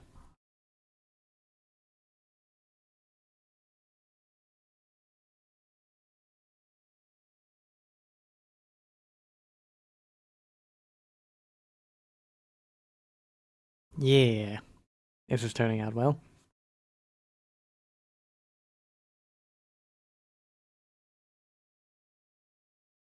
I have no idea what the hell, like, I'm pretty sure came up with this character concept before I knew what, or had a proper understanding of color theory, and was mostly just trying to think of what colors would look the most wild. Hmm. How did I do these? Do.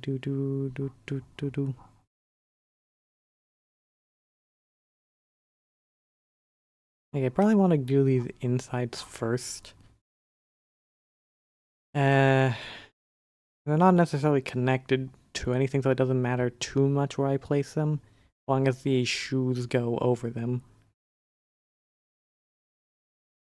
Yeah, I'll put them lower, why not?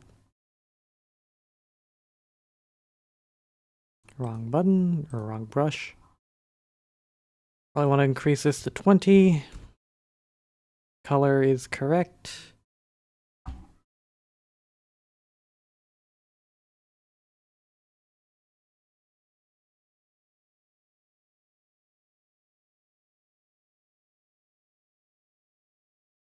Layer is correct.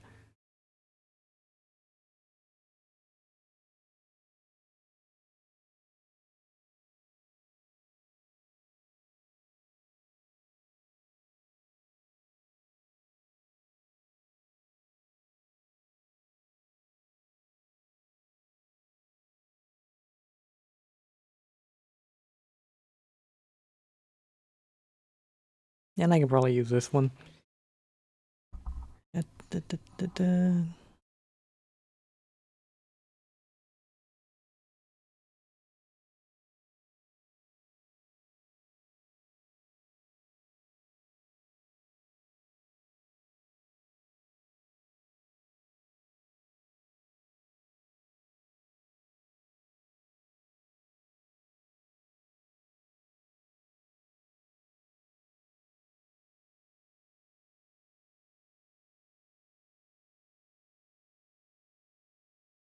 Damn, I really need to do YouTube Shorts, now that I think about it.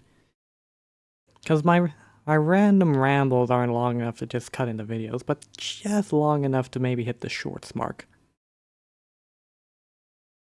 And the common convention is to not just simply do just streaming. You always want to do streaming accompanied either by videos or by shorts.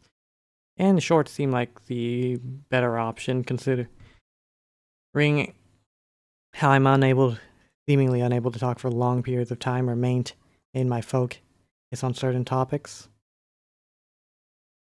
And just how scattered everything can be. I am gonna have to like hunt through my streams to see at what points am I coherent.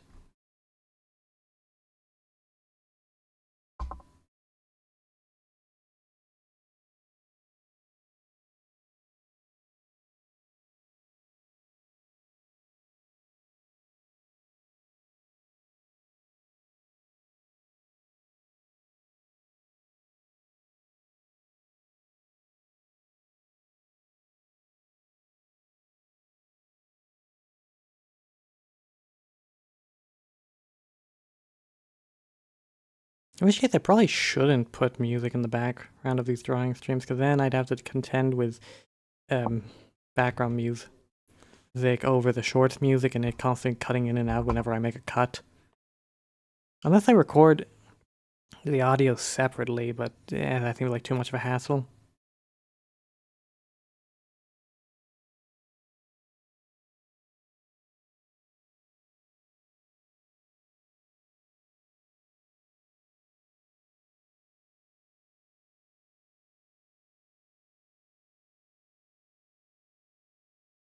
Hmm.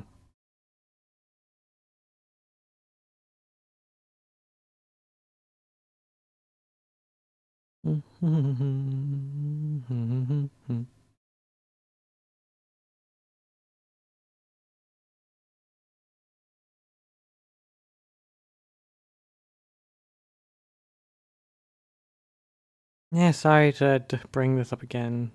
It feels like every stream I bring up, like, what's the direction of the channel? What should I do? When really it's just most of those topics are just me talking to the air. Because there's certainly things I like to do. Don't get me wrong. I enjoy playing Garden Warfare. I enjoy doing these drawing streams. But still, it feels directionless. For better or worse, I suppose.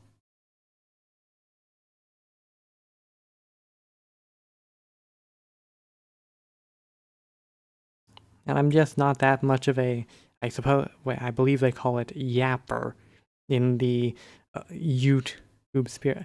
I only, I wonder if my vocabulary is also something I need to adjust. Saying suppose too often and always referring to things from the, like an outsider looking in.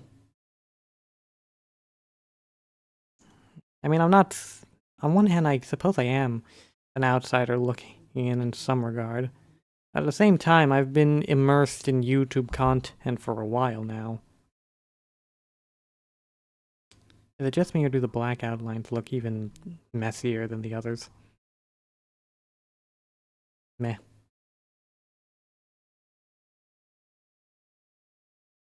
And now time for the stripes, you horrible, horrible thing. What color do I go with? I don't want to make the same purple as the hair. So perhaps a lighter purple? Yeah, lighter purple. Because I believe this character went in Joker color scheme with greens and purple. I think I want to do, before I figure out how I want to handle like the noses and these bits and bobs here, I want to just see how this will go. I'm gonna need you, and I'm gonna need you to be bigger, aren't I? Okay, maybe too big. Yeah, that'll do.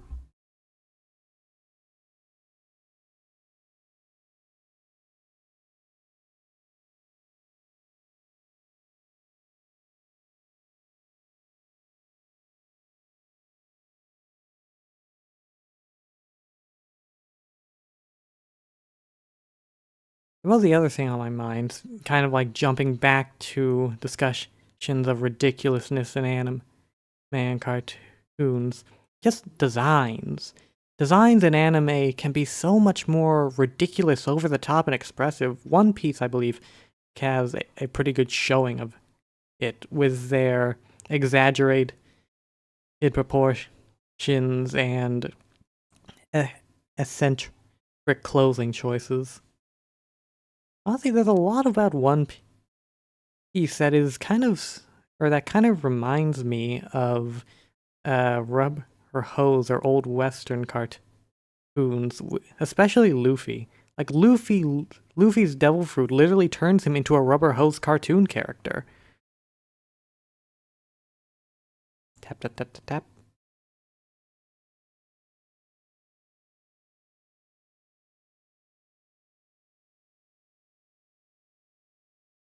Yeah.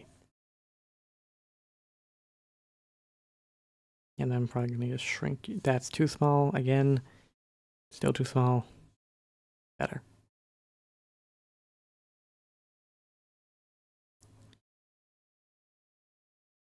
Gonna be jumping around layers here because I don't know what I'm doing for the shoes. I don't think I want to make them the same purple color, but I do want purple to continue in the color scheme. And if I make the shoes the same purple color, it'll blur too much. And I should see where I'm putting the green beforehand. Because yes, that is the other color that I'm putting on here, green. Yeah, I need to put it over. Probably reduce you to 15 so you're not as overt. And what would be a good... too vibrant. Something more muted. More minty. No, no. Mintier. Yeah, that'll do.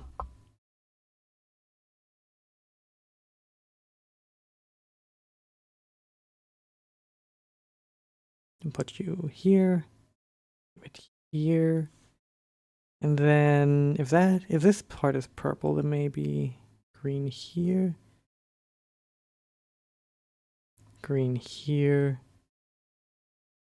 Meaning green here.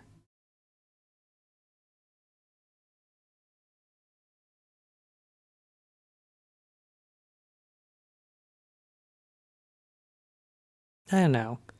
I guess that's the other big reason why I want to learn how to draw anime, because of anime's distinct, exaggerated style and design choices.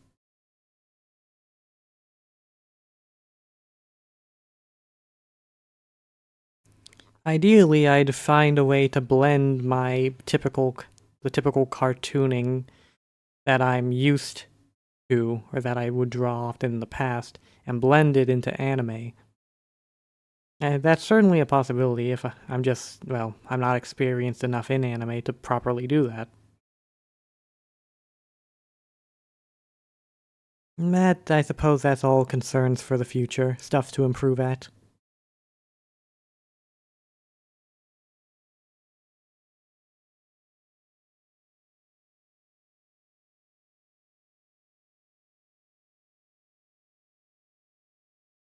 It's amazing how certain characters can just dominate an entire color scheme. You see, if you're, honestly, if you live in the United States, chances are you see green and purple together, you automatically assume Joker. I'd bet money on that.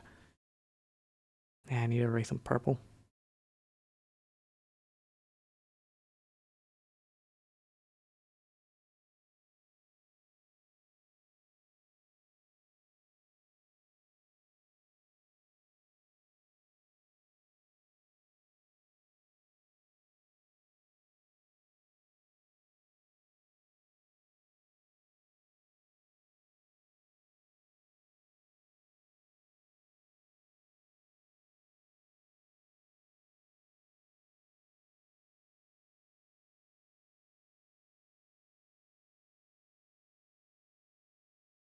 I suppose that's another element of convention that I'm willfully ignoring here.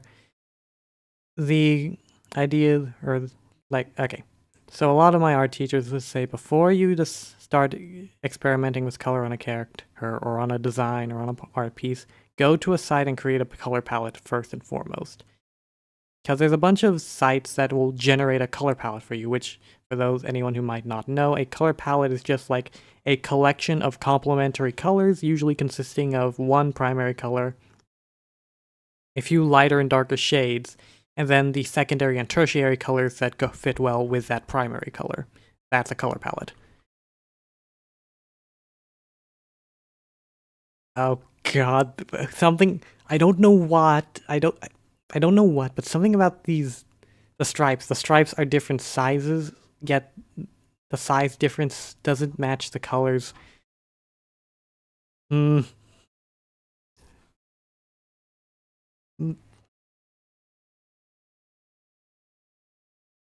Hmm. I hate it. I hate it. I hate it. I need to change this. I need to change this now. I'm switching the green placement on this sock.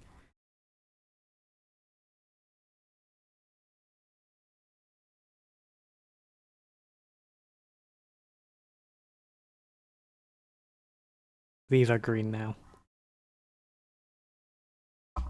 I'm in the right layer, right? Yeah, I'm in the right layer.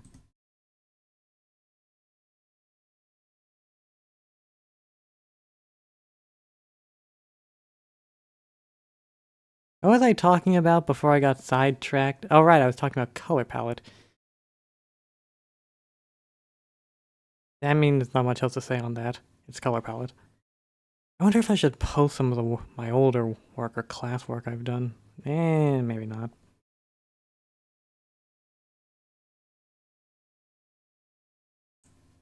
To be honest, I'm more posting to Twitter in order to just have something out there. Posting online more frequently is something that's always kind of been on my bucket list, I guess you could say. Just never got around to it because I never thought any of my art was finished.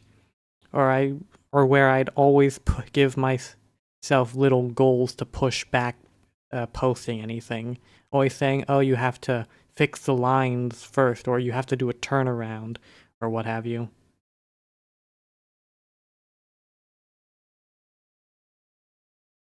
But as many posts on Twitter have said, make it first, make it good later. I don't know if I'm ever going to actually bother making it good, but hey, details. Bridges to cross some other day. Okay, that doesn't necessarily... Okay, that's not entirely fixed, but it looks marginally better for me. I should have just made both of these socks different designs.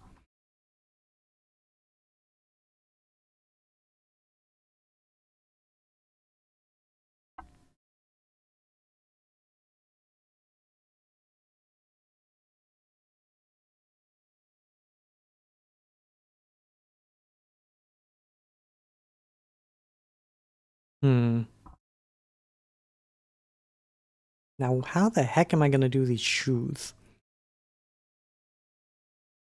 Did I make them? I think I went with a magenta pink for the base. And then just a bright green for the nose, followed by another bright pink, maybe? Pink, vibrant pink. Let's try that. First and foremost, add a layer. Yeah, yes, a very garish pink.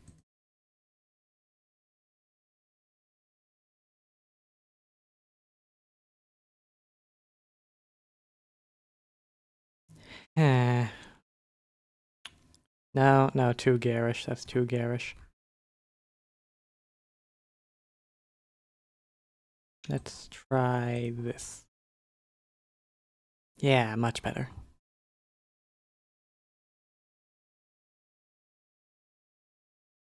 Did I... that the wrong pink? No, wait, that was the right pink.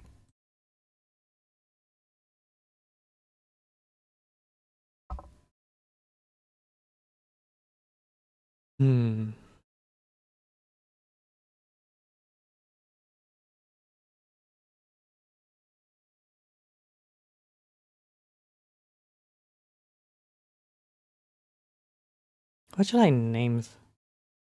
What should I name some of those shorts? Unsolicited ice cream opinion. Yeah, that sounds funny enough. Eye-catching enough. Or maybe ice cream hot take. Yeah, that has a mild sense of irony. Ice cream hot. I probably put the ice cream comments on a separate thing from the food comments. That's because I don't know. I'll have to see how many minutes of each there really is. They seem like they're similar topics, but they're very distinct at the same time.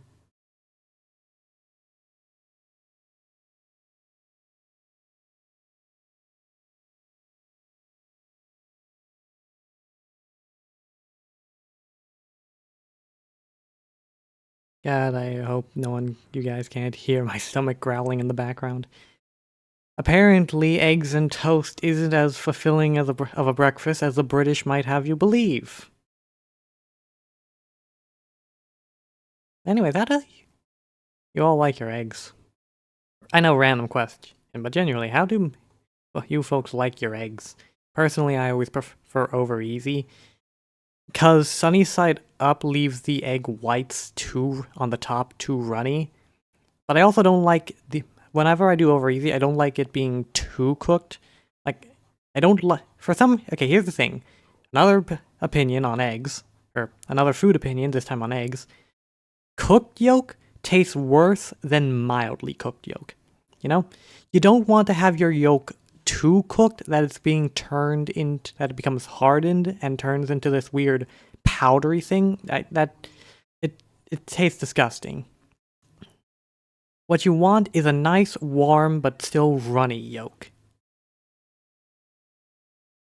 Which is why I like I believe like if you were to go to a restaurant, you'd specifically ask, over easy yolk runny. That's what you'd ask so they don't overcook the yolk.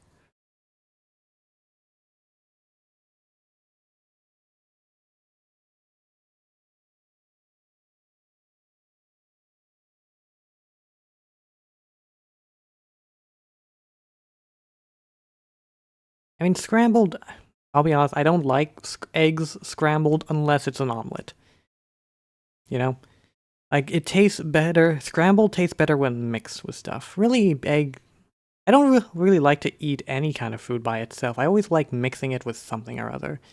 Like, if I'm having a grilled cheese, I'll add salami. If I'm having ramen, I'll add, like, a cut-up boiled egg or hot sauce. If I'm having... If I'm having, eggs, I always like it with toast or with steak.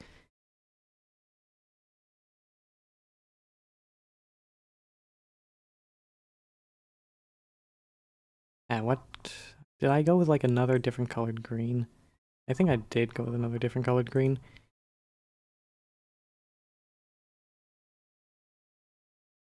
Yeah, new layer.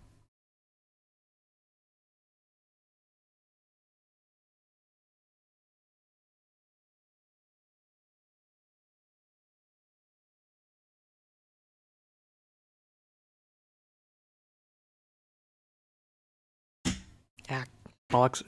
Keep knocking my desk. Ah, but is that green? It's different enough that it doesn't blend in too badly.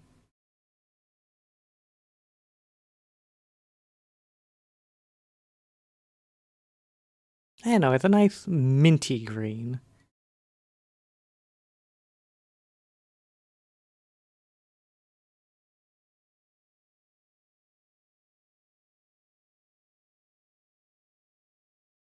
And actually reminds me, like, I know it's a running joke where designers have all these absurd names for different colors, like, it's not red, it's maroon, it's not red, it's cherry, it's not green, it's mint. And I get it, it's a running joke, and sometimes you can't actually tell the difference between these colors. At the same time, though, in that profession of design, minute changes of color and tone do matter a lot.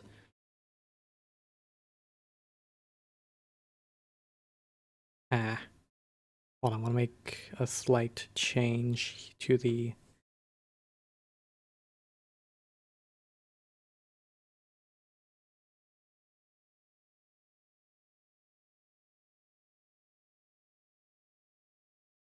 Like, you don't... It's one of those things you don't notice if you're not in the profession, because you're not specifically looking for it.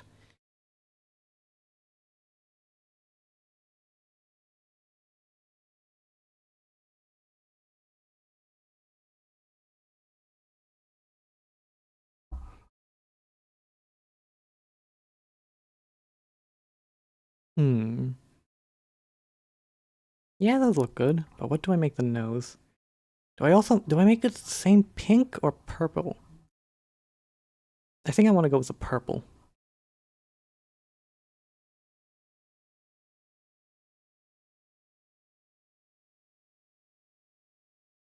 Uh, don't want to put it on the same layer. Oh. Huh. This actually works out fairly well. I can just do a few clicks here, round it out.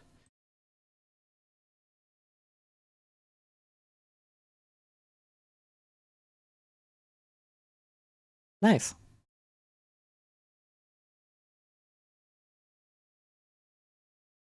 So that's most of the main colors done. These I can leave white.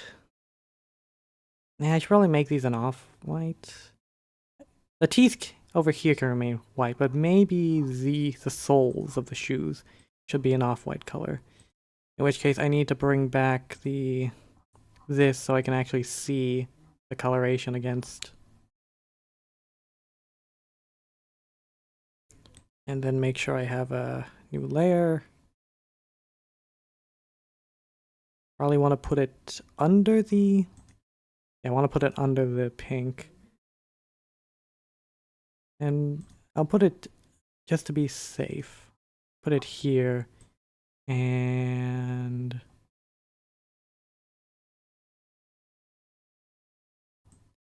make sure it's all filled in nice and neatly.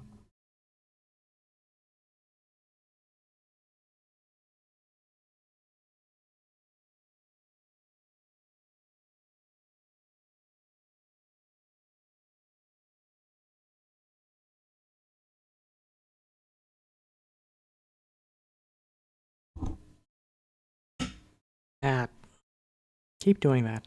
I don't think I'll ever stop doing that just because of how close I need. My drawing tablet is under my desk. So, because my mic is sitting directly in front of me on a stack of books.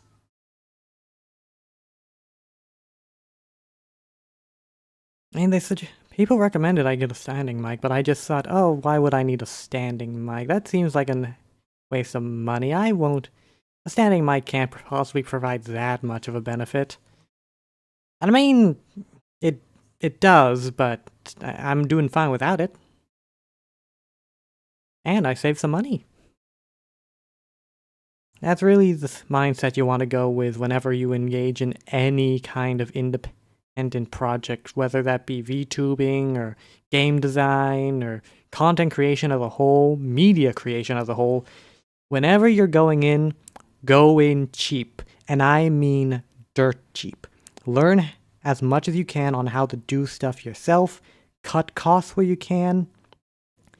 Like, if you are not immediately making money on something, or there is no guarantee of return on sale, go cheap and sell high.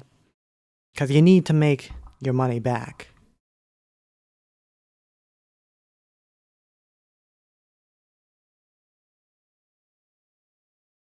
And then...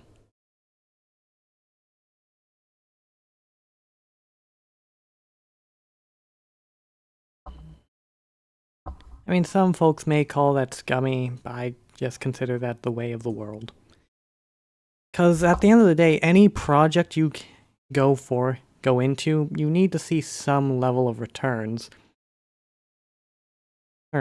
Otherwise, well, how can you continue to support the project?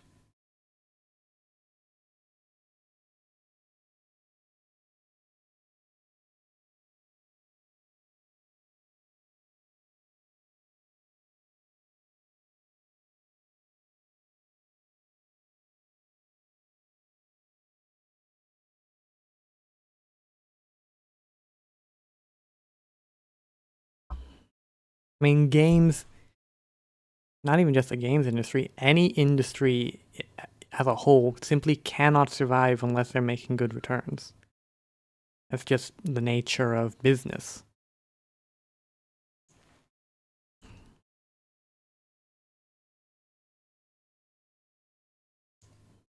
Of course, then you have situations like these where it's a pure passion project. But even then, you need to have, even if you're doing a passion project, that just means you need to get your money elsewhere. Something needs to be putting food on the table and a roof over your head, no matter what you decide to do in life.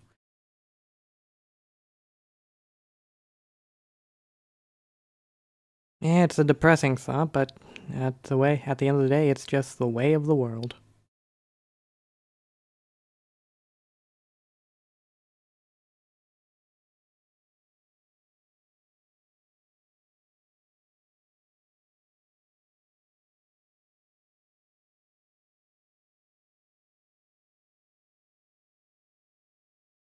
can't even really fault. I can't fully fault certain people for trying. Like, I know, like indie developers, I know we always rag on any game being above $20. And personally, I'm always going to be on the side of the consumer because, well, I am one. It'd be rather hypocritical of me to... how would I put it? Yeah, I guess ultimate, it's not so much as hypocritical, but rather just the nature of what side of the coin I'm on at any given moment. There is always this push and pull between consumer and producer. The producers want to make as much money as they can from any project they undertake, whereas the consumer wants to make sure they are paying as little as they can for anything they buy. That's just how the things go, and that's how we get situations where there is this roughly agreed upon price tag.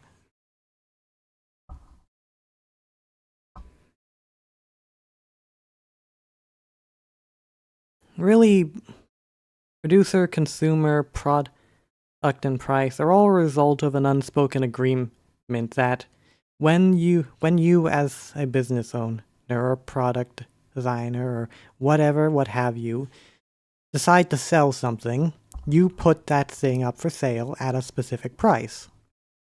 And that is your declaration saying, I believe that this thing that I am doing is worth this much money. And then it's up to the consumers to decide, okay, is the price you're charging, does it feel fair for what I'm buying?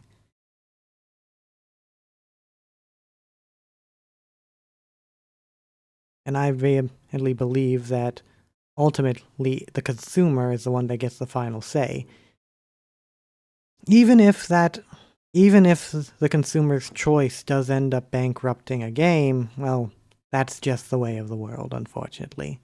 The consumer is who gets the final say over what the price is, because if no one's willing to buy at that price, what's the point? And let's...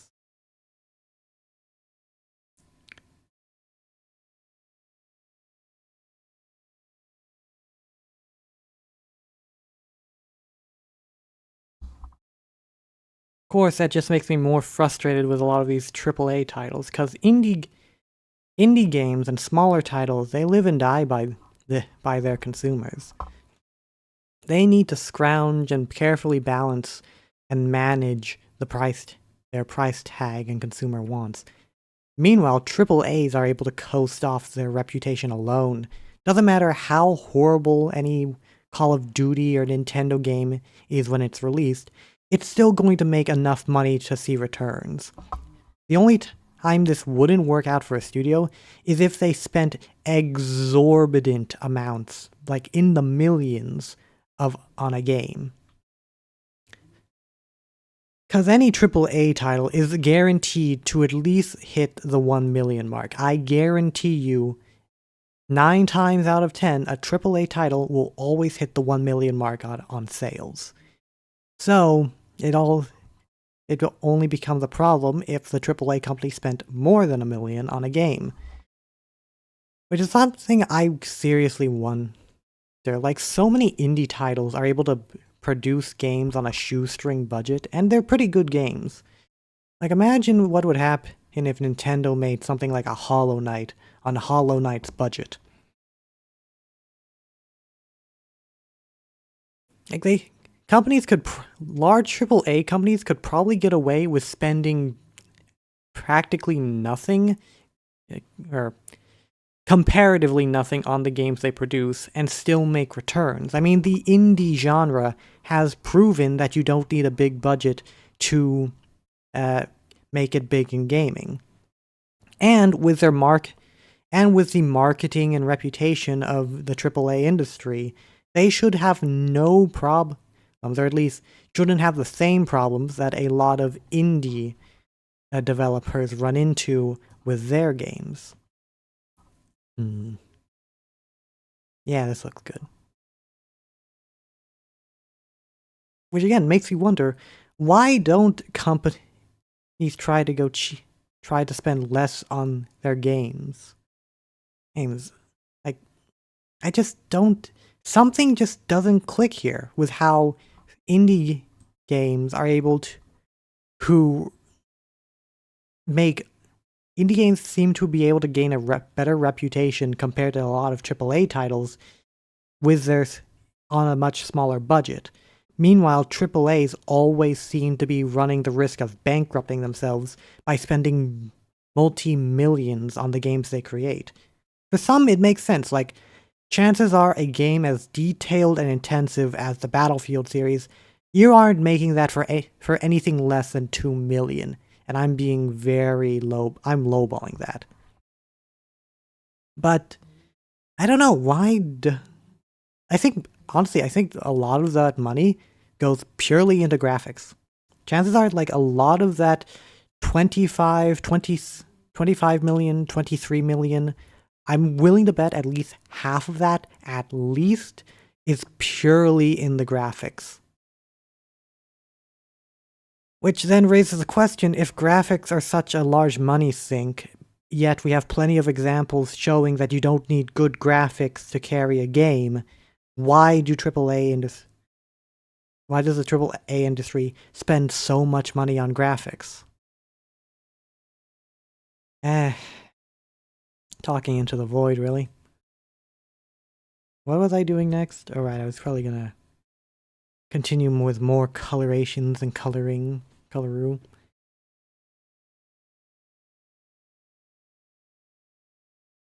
Let's go hide you.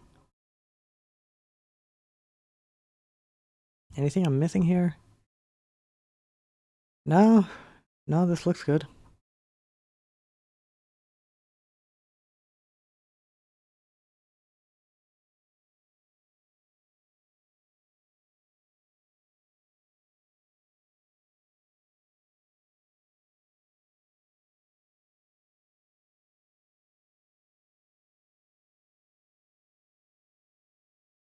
Thing is, as much as I'm on the side of the consumer, and how I believe price is ultimately the consumer's decision as to how something should be priced, which, or at least, in a perfect system, the consumer simply would not waste money on things they did not believe was actually worth its own price tag. But we don't live in that perfect system. We live in a world where people will panic buy, pre-order, and just shill out money for corporations regardless of quality. Like, that's honestly what I hate the most and why I consider myself pro-consumer in the first place. Purely because current consumer trends simply encourage companies to keep lowballing. Like, I'm more of a proponent of quality control over anything else, for God's sakes. Like, fucking bug test your game. My god. Is it so hard to just do some beta testing first?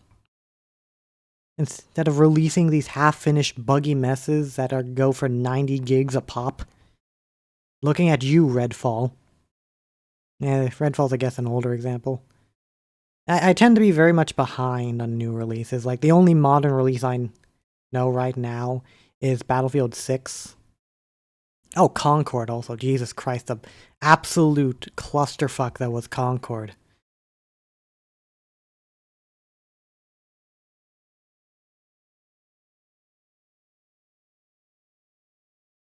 Yeah, which one are you?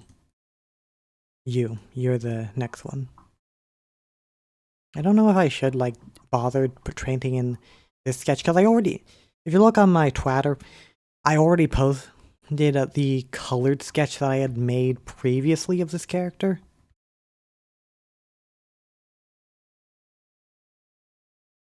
So it seems a bit redundant to do it again. I guess just for completionist's sake.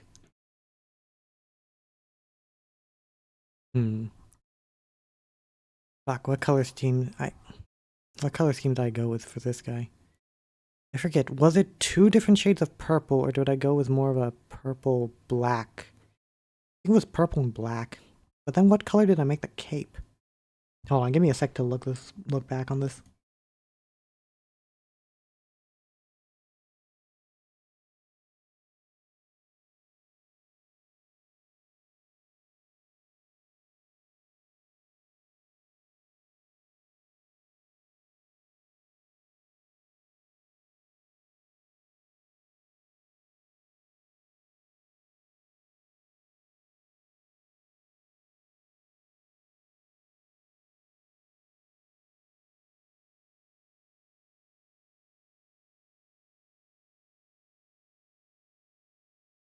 Yep, it was 2 different shades of purple. Probably should have kept that drawing up. Ugh. Damn. Ha. Actually, yeah. Hold on. Give me a sec to bring.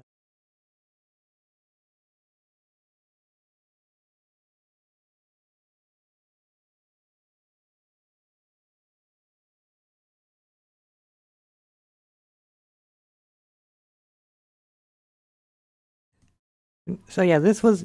I never did end up finishing this guy. To be honest, I never did end up finishing him.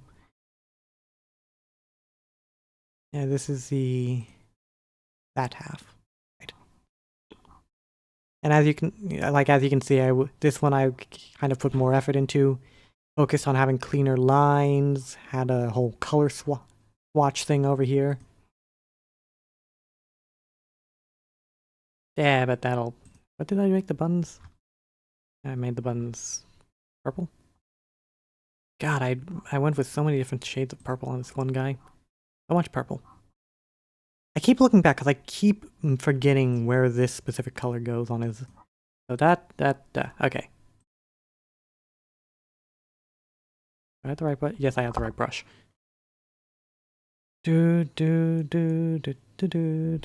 Why am I humming that of all things? Make you bigger.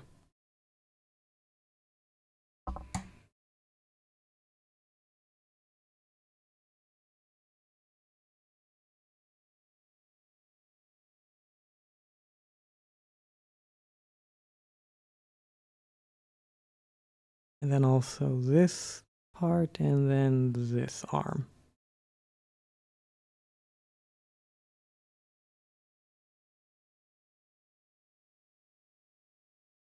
Hmm.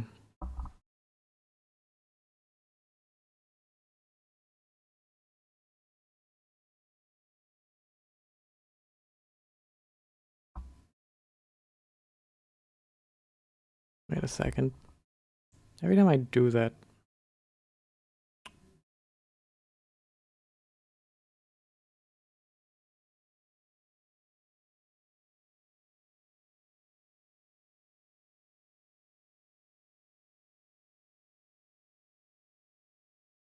Sorry, just getting sidetracked.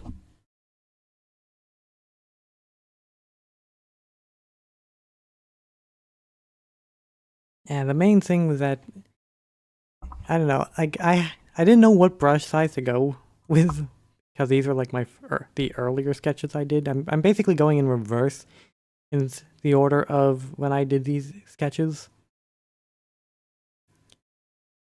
But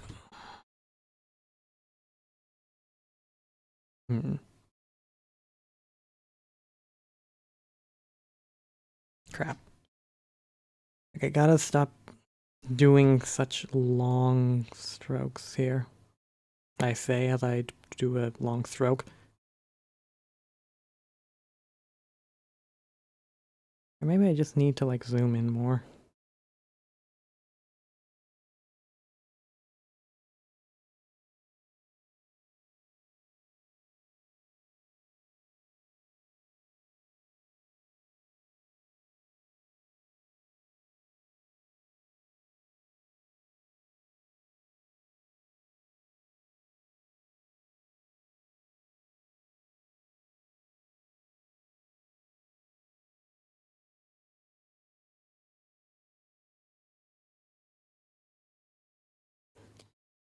Probably gonna end this.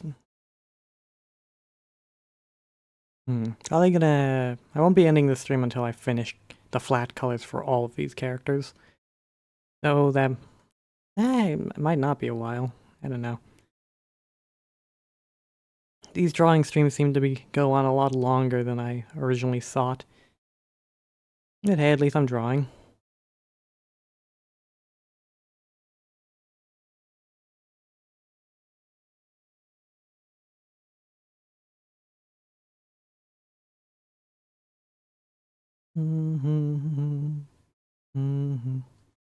I wonder if I should make a larger effort in trying to find collab partners. Just people to talk to from time to time on stream.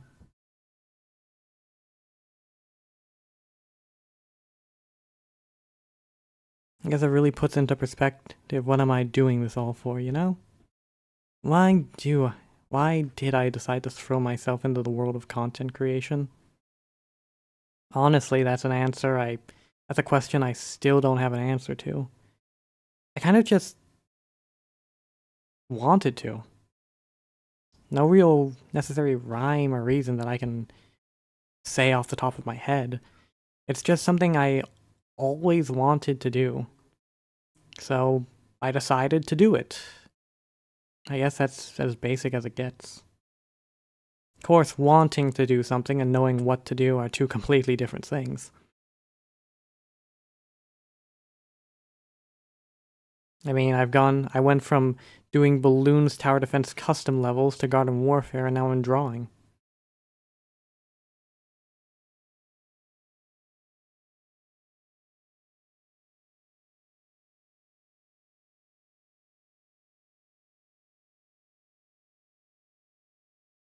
Hmm.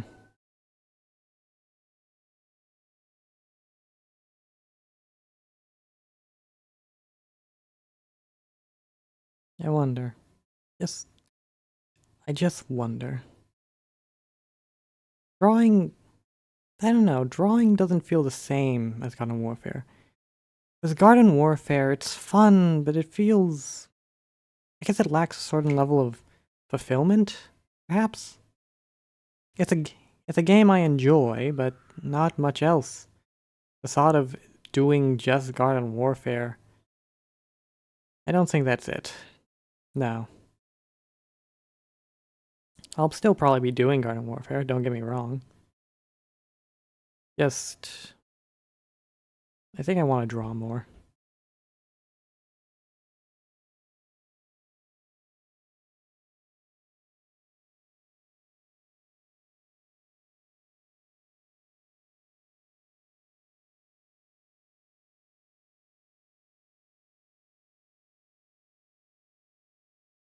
Well, I am a tad worried about what happens if I run out of ideas. I mean, right now, I'm just going back through and redrawing my old stuff.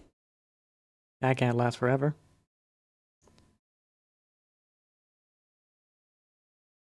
But this is different. I don't know how to describe it, but this is just different.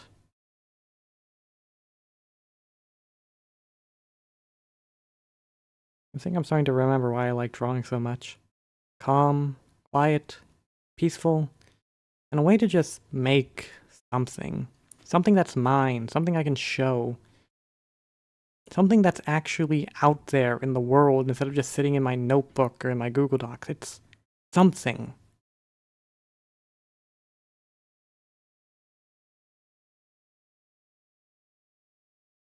Maybe that's why I wanted to become a content creator.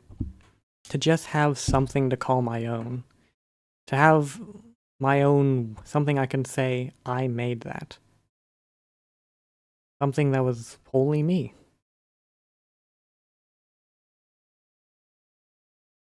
Yeah, or maybe I'm just overthinking things. I'm sure there's better things to discuss than my introspection.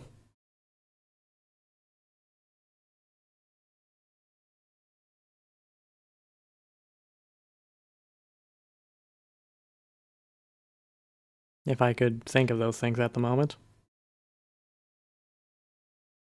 Fickle thing discussion, ain't it?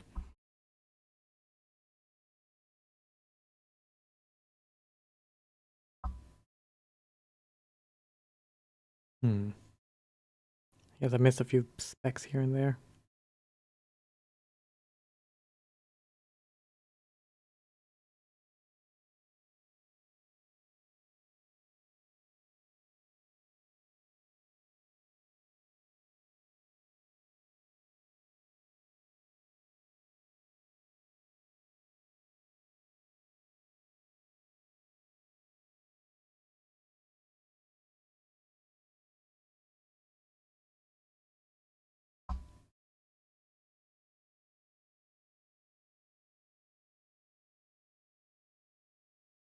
What music should I use? Yeah, maybe I'll just find some calming video game music. I wonder if there's a game that has a lot of smooth jazz. I'd say electro swing, but electro swing seems out of place for this kind of content.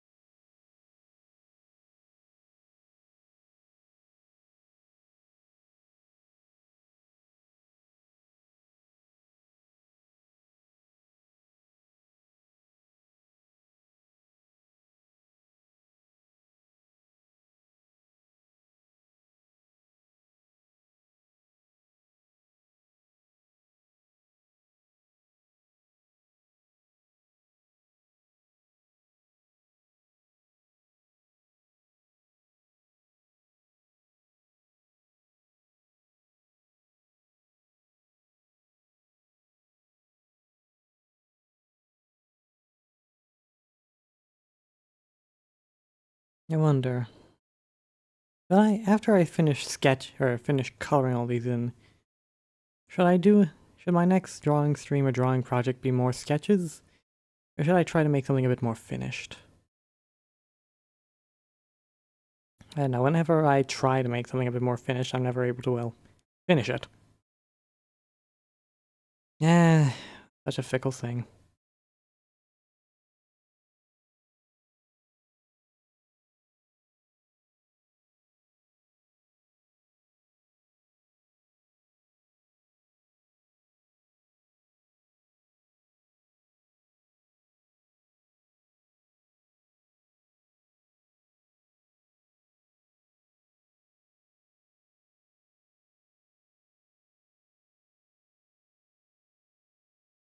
I might need to take a quick break. I don't think just coffee is cutting it for me anymore. I might actually need to eat something. And if you take a step away to actually eat something. Just give me a bit to erase these last few colors.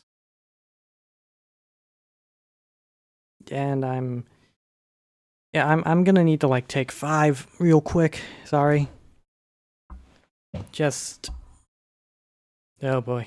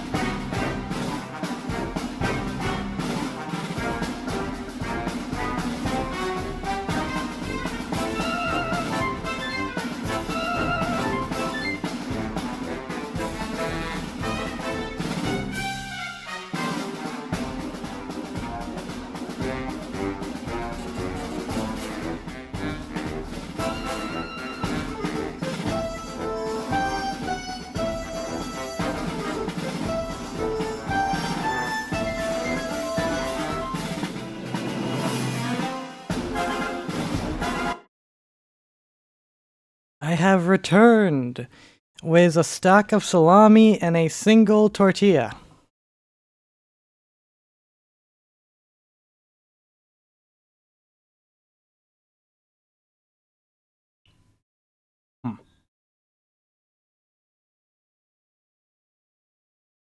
Right. New layer. Here, we have to be this color. And painted here.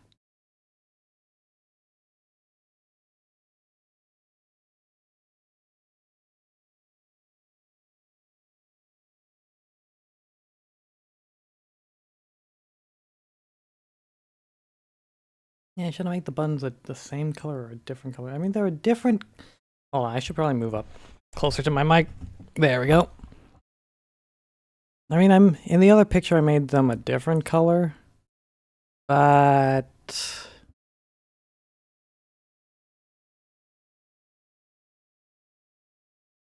And let's try. Yeah, I'll just change it later depending on how I think it looks.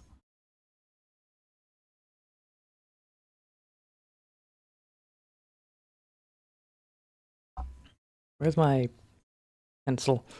Here we are. Again, sorry for the random delay.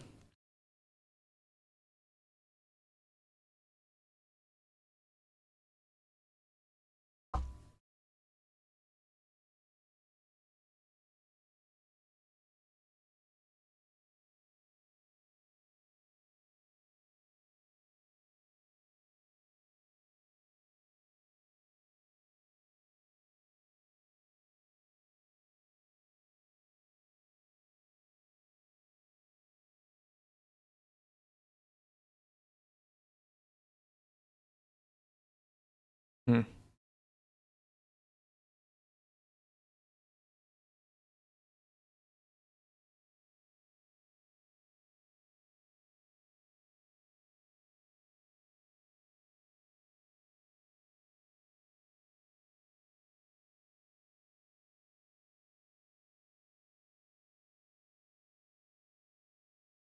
Nope.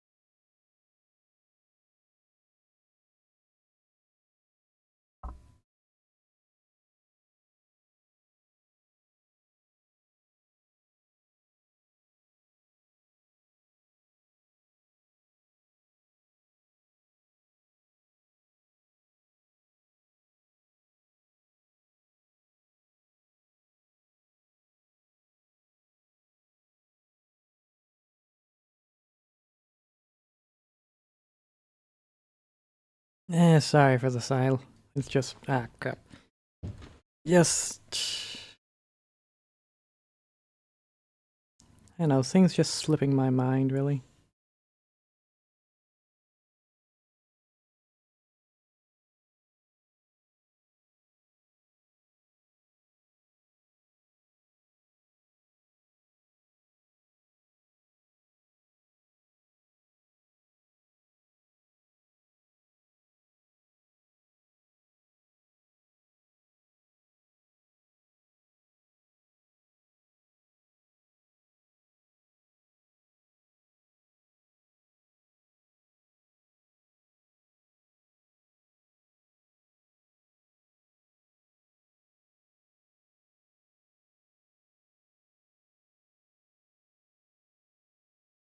Hmm.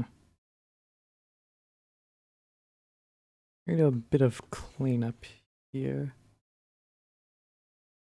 Much better.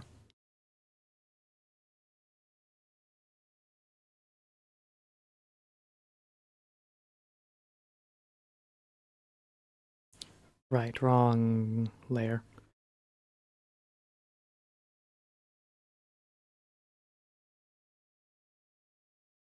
I wonder if there's what I'd use most of these characters for. Kind of designed them without any necessary rhyme or reason other than like blanket bad guy, you know?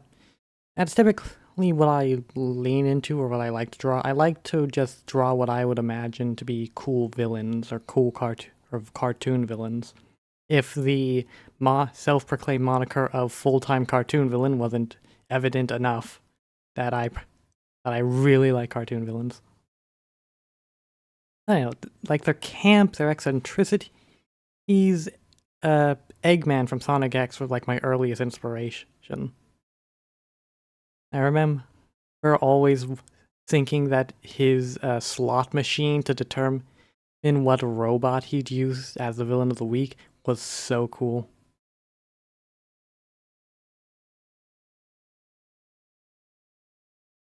The one thing I have yet to do is properly decide on what I want my minions to look like. I guess that really is something for the future. More or less.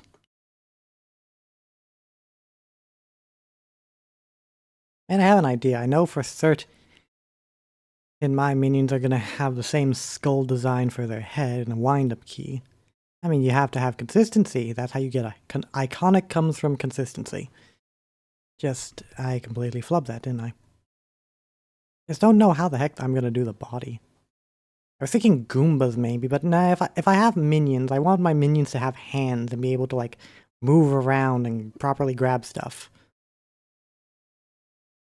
And I always thought it'd be an interesting idea if, like, the heads were removable and could be placed on different, like, bodies in order to create different minion variants.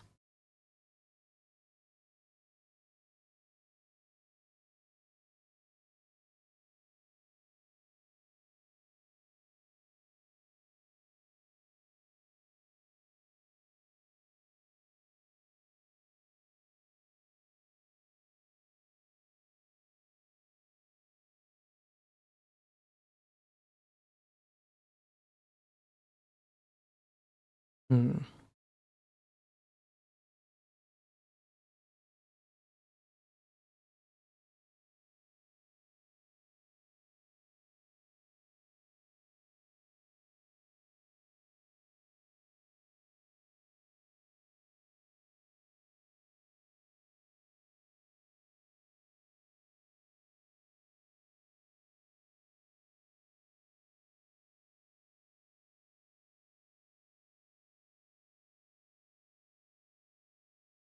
I'll just, like, I make the villains, or create all these villains, but I never give a second thought for the heroes, which is kind of paradoxical. Like, villains are meant to serve as foils to the hero. You want to design your heroes first and then your villains.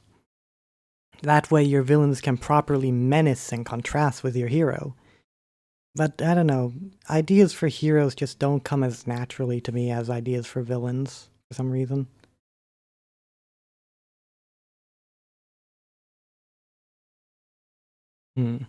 Now do the purple buttons look good? Not really.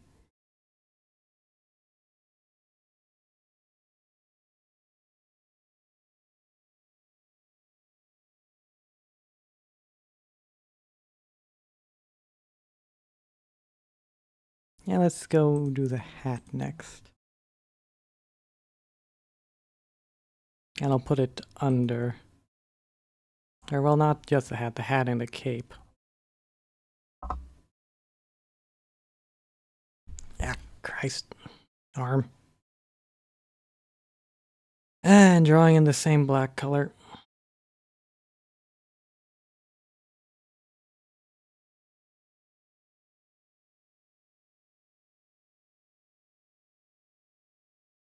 I should also probably make the staff that same color.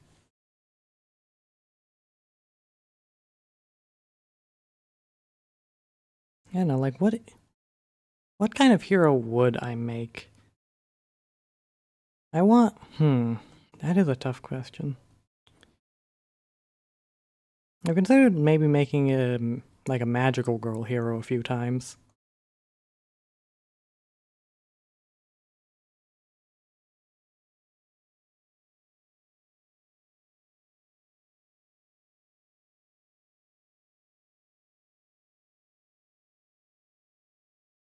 Or maybe I could use other VTubers as inspiration for heroes. I know that there are plenty of VTubers who go with a superhero theme. Maybe it'd be fun to draw them facing off some of my villain OCs. Yeah, but I don't know, sometimes fan art. I definitely have to like look deeper into like what each individual VTuber has rules concerning on fan art, and I guess there are like specific ways for it to be done. Or I mean, I don't think most of them are too much of sticklers in that sense, but you know, always good to check.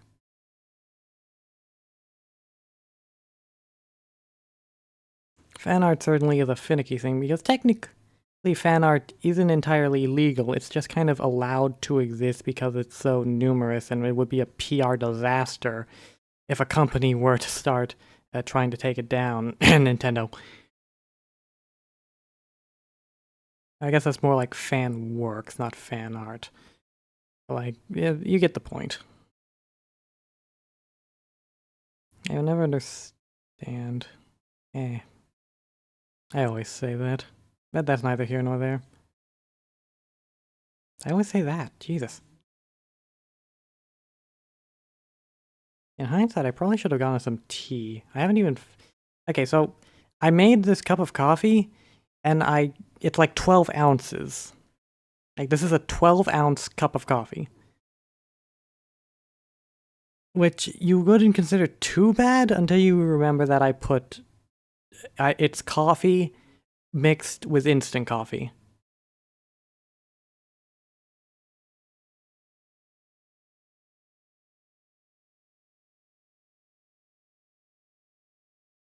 Truly, my brain is big and smart.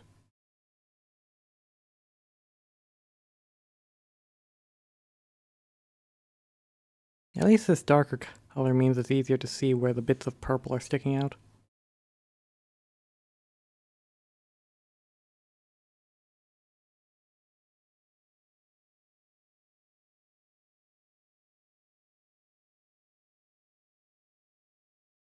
There we go. Right, top. I'll do the staff next, actually.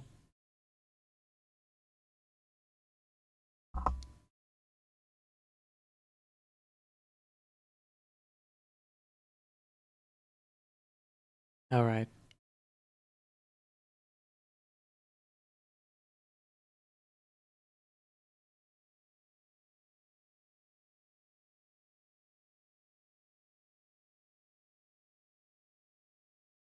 I wonder what I'm... Well, I suppose there's one other thing I should explain. By the end of this month, I'll be going back to college. Yeah. And I don't know how my streaming schedule is gonna be like after once that happens. Probably, I mean, I kind of planned my streaming schedule over the summer around my classes for my upcoming college year.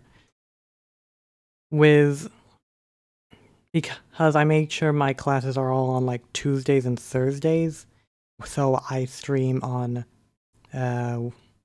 Wednesdays, Mondays, and Fridays.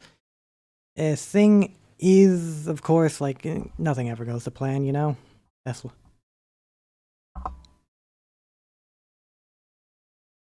so.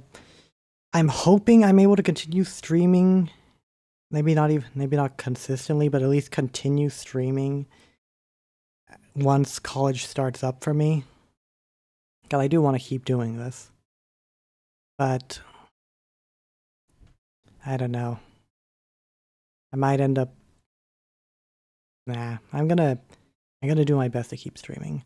Oh god, I can't tell where the line is. Okay, maybe... Oh, this is so much fucking better, Jesus. Why? Why didn't I do this before?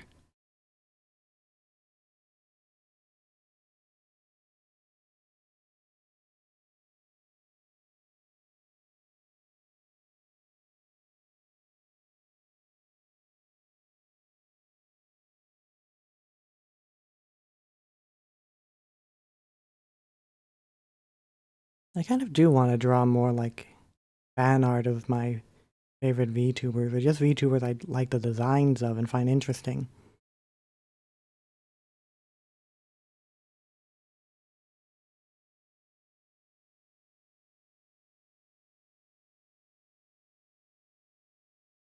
I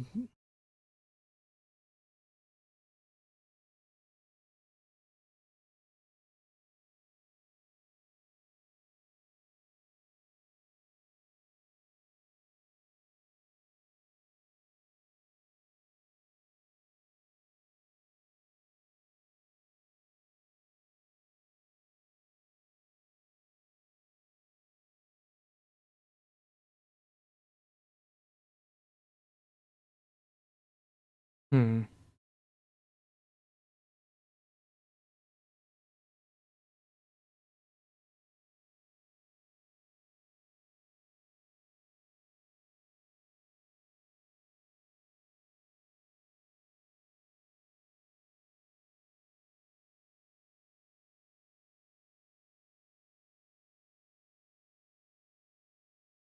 Don't know if I'll end up doing fan art on stream.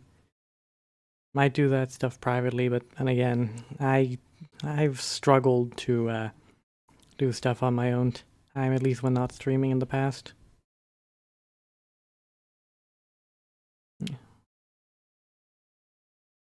Yeah, no, just an odd little habit. Like I said, streaming more than anything is just something I do to maintain some semblance of consistency in my life. You know, zoom in here.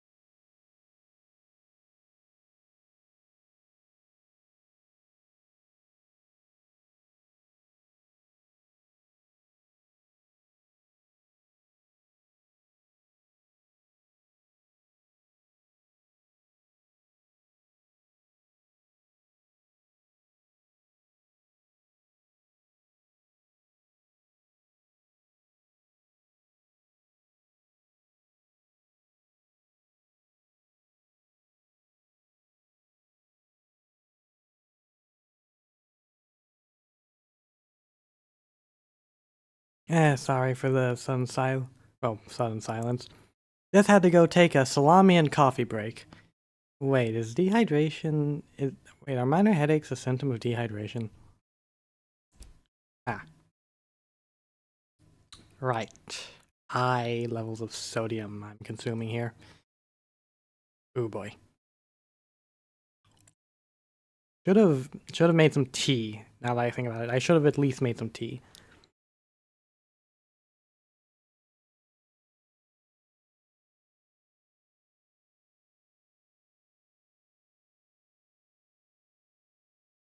Although here's... Okay, so... I am one of those people who doesn't like just drinking plain water. Like, whenever I have water, I always have to mix it with something. So, my typical go-to is either to squeeze a bit of lemon into the water, or to put slices of cucumber that I marinated in vinegar. I'm telling you, cucumbers actually taste very good in water. And the best, not only does it improve the flavor of your water, it also means you get some little cucumbers to eat once you're done.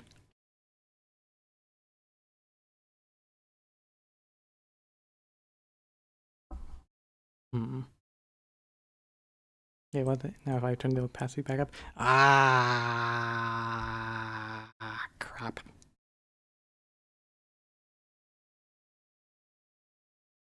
Okay, let's shrink the size and do some corrective work here.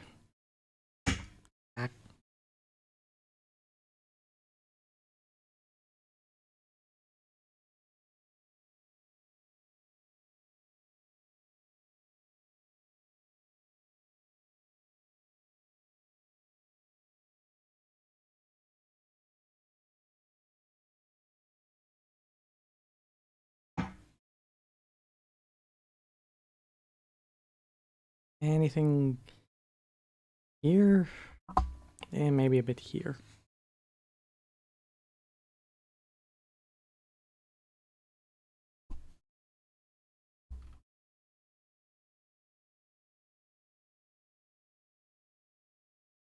Yeah, that looks good enough.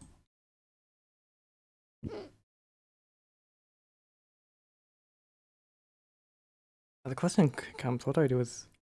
I don't... I think they need to be a different color of purple. Probably this, but darker.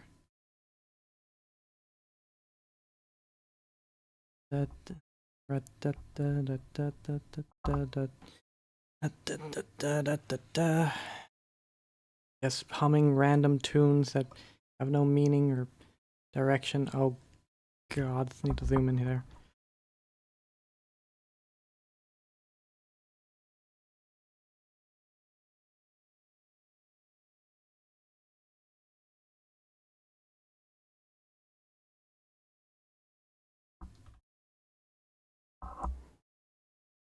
On one hand, all my villains tend to be pretty varied. On the other hand, there's still like a sort of connective theme between all of them, a sort of unifying ridiculousness and cartooniness between all of them. Like even my PNG tuber, I designed my PNG tuber with the idea of ridiculousness first. Okay, maybe that's not exactly the thing. I'll be 100% honest. Here was the very first design concept I ever had for my PNG tuber. What if I had skulls on the tits?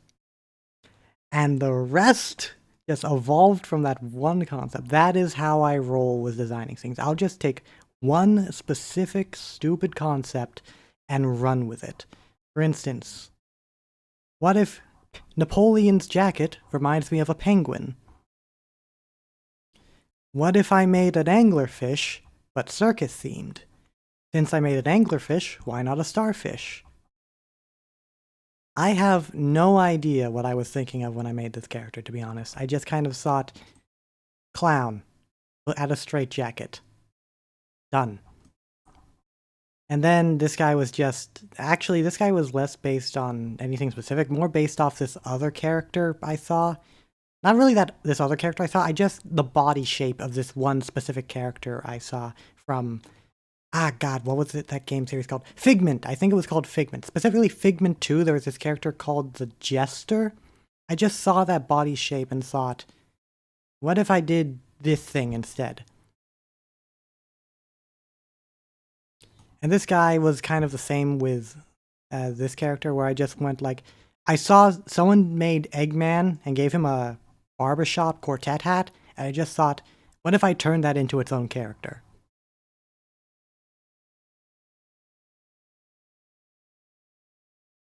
Basically, in short, I'll just take small, stupid concepts and expand them into full-on character designs for the hell of it. I'm on the right layer, right? Nope, no, I'm not. This is the right layer. And I'm going to lower the opacity again, so I can actually see what I'm drawing.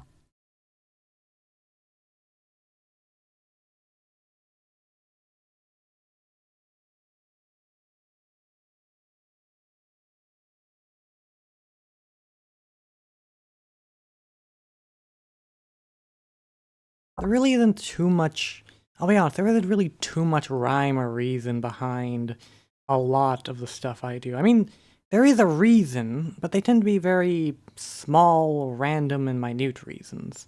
And most of the time, it really just boils down to I do what I want.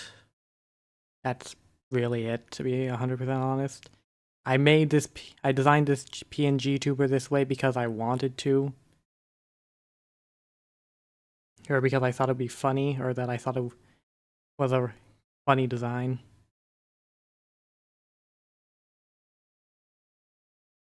And there were certainly other design concepts I had considered beforehand. Maybe I'll draw those on screen one of these days. The earlier iterations of Clockwork. because the Clockwork character has gone under a lot of designs and redesigns over the years, because the Clockwork, I'll be honest, Clockwork as a character has always sort of evolved with me and my design interests. So every iteration of Clockwork is a microcosm of my personal interests and mindset at any given moment, or at certain parts of my life when I drew that version of Clockwork. Okay, let's see how this looks. Ah, crap. I'll have to shoot a bit more here.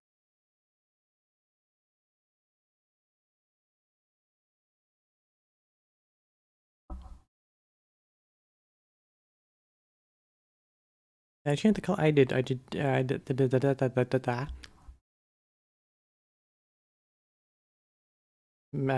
Ignore that. Now, wait, what is this? Oh, buttons.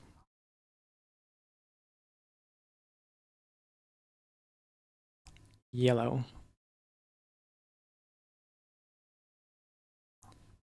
Yeah, I can...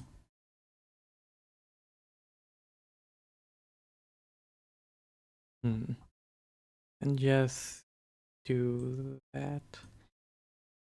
Yeah.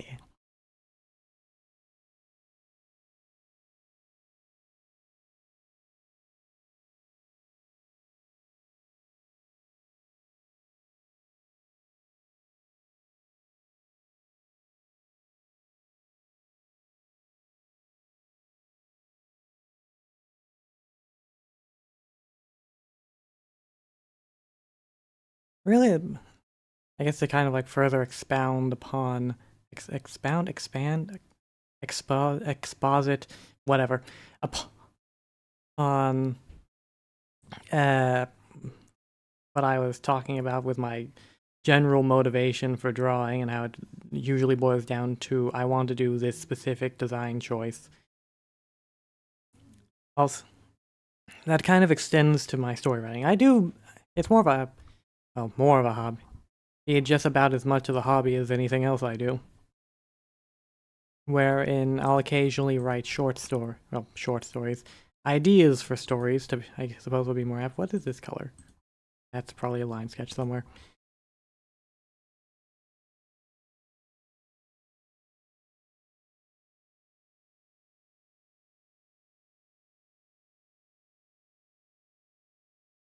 Voila.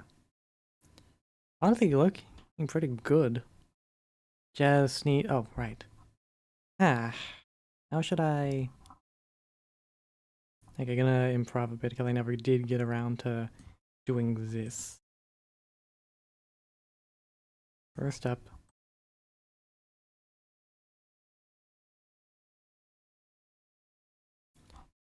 I think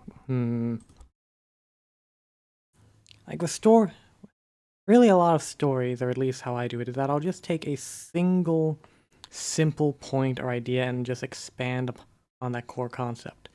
Like one with a magic system wherein what if magic was the result of leftover spiritual energy of a mass extinction event?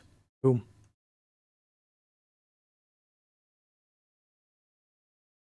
I guess that's not really a small thing, or a small idea. Yeah.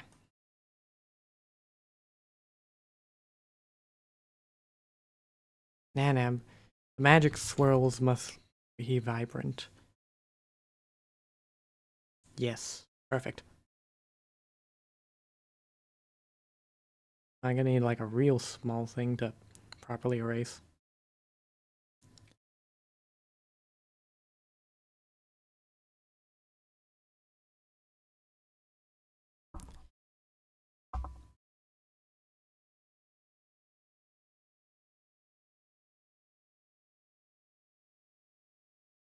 I know, I just don't know how. I don't know how.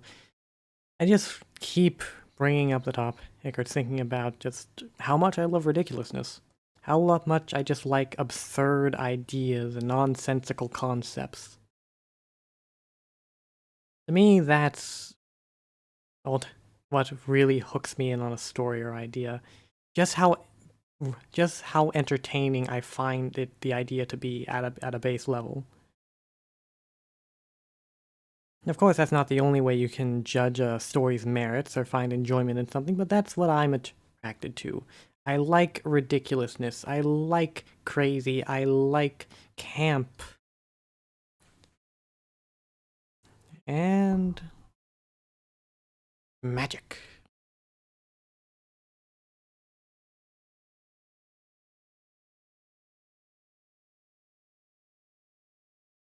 Do I do the penguin next? Nah, I think I want to do Pops next. Because, I don't know. Like, the fact that I already have a finished Penguin here on a... Actually, let me show the Penguin.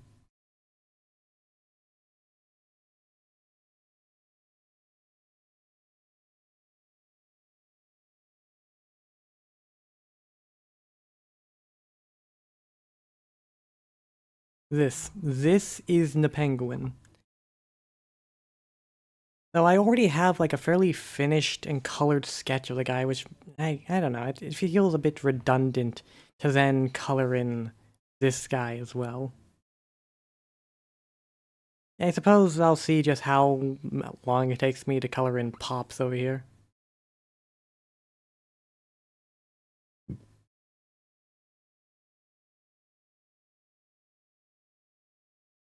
I just realized I did something stupid with his mustache. I filled in his mustache. Additionally, Pops is a collection of multiple...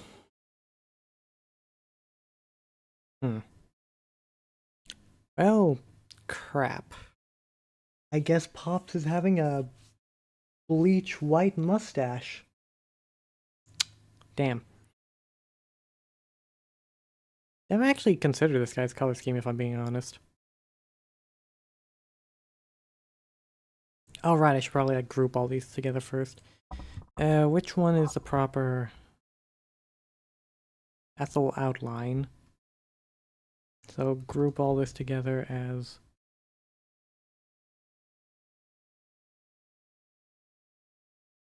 Hold on, before I add you in. Group all this together as color. And then group you together as... Magician. That's not how you spell it, but I can't be bothered to look it up.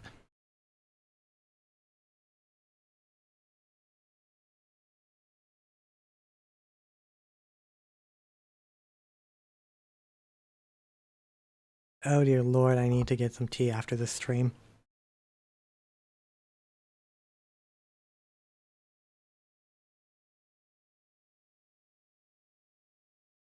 Damn, never actually considered this. Like, I had... For all these other characters, I already had a pretty basic idea of what I wanted their colors to be. But this guy was completely new. I just know that it was mostly red. Maybe I could tie it into... I mean, they'd fit. They'd certainly fit. I don't know, I think I want to go with more... Nah, if I go red and green, that's too Christmassy, I feel like. Red and different shade of red? Maybe? Hold on. I think this dark red... Actually, no, a darker red. Yeah. A darker red for the arms. Increase the size a bit.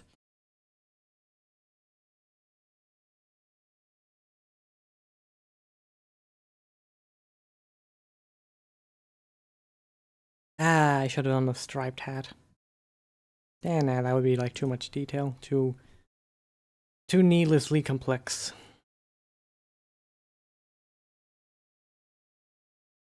The other thing about Pops is that his lines are a lot thicker, because I think I went with... Was it? No, it was 4-point. I used 4-point for Pops instead of the 2-point for a lot of the previous ones I was doing. I don't know, I just thought the thicker lines looked better at first. But then I realized, because to me, the thinner 2-point lines looked like they were too messy. But then I realized once you actually like upload the picture and zoom out, you really can't see all of those pixels.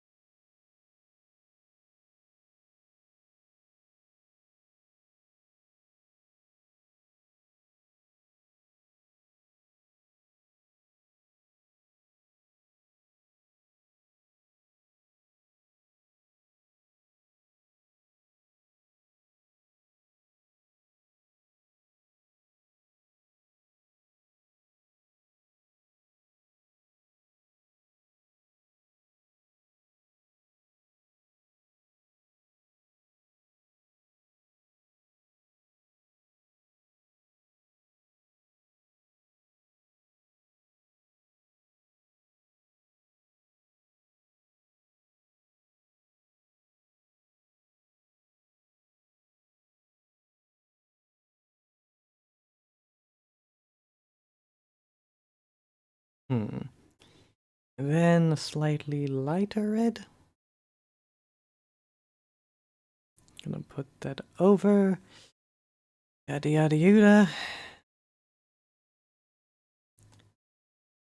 Probably like, yeah, like that. This time the stripes are symmetrically placed.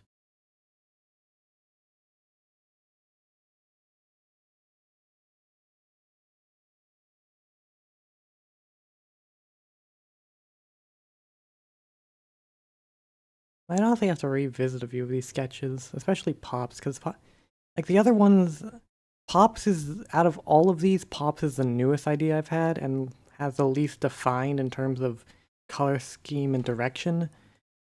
So, I don't know, I may revisit Pops and give him his own, like, art piece.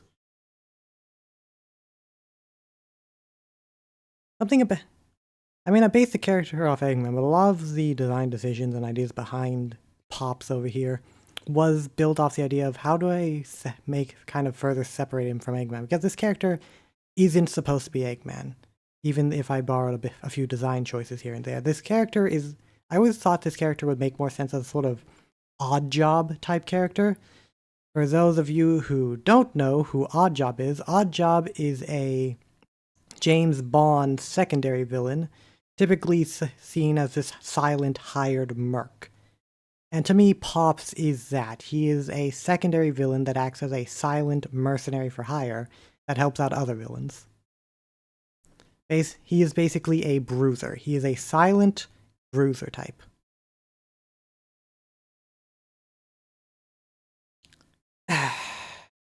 Nah, this needs to be a lighter. Lighter. That is not what I meant to hit.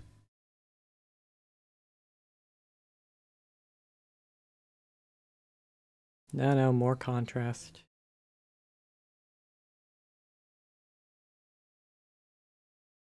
Better.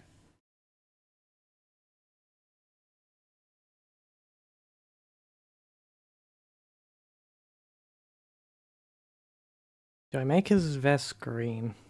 I know I did say I didn't want to make him like Christmas colored, but maybe not like outright green, but like a something more like a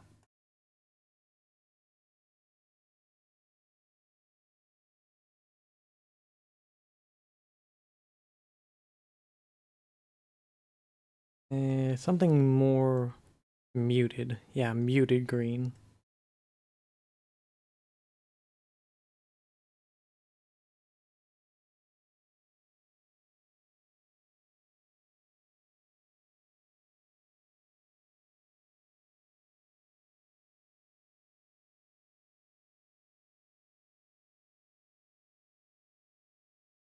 Damn it.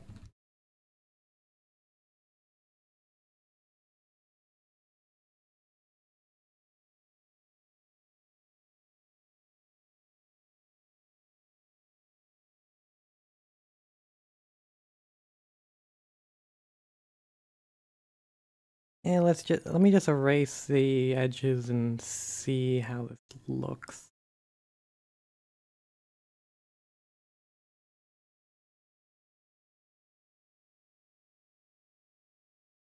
Eh? Fucking antivirus notifications. Eh, nah, I'm not feeling it. I'm not feeling the screen. What? This is what I get for not using a fucking color picker. Or pastel pick. I'm over a palette. This is what I get for not picking a palette. Maybe this... Huh.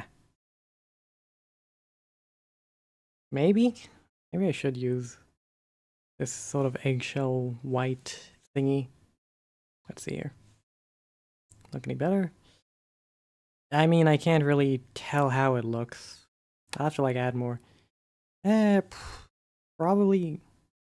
Yeah, I probably am gonna like to borrow some design, some colors from these guys, because they have like a similar circusy stripe theme going on. And I'm pretty sure I use it like the same color black, quote unquote black, for all of my singings.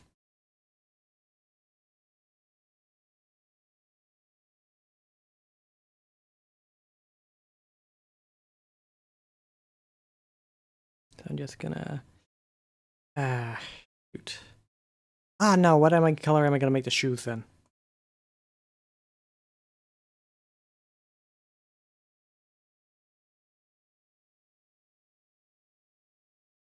And I didn't clean up around here.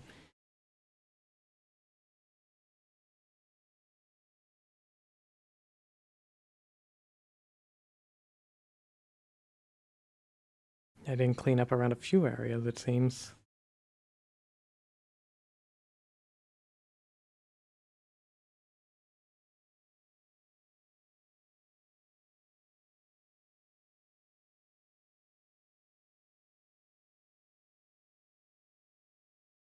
I can't have the shoes be the same color as the pants. Just look weird.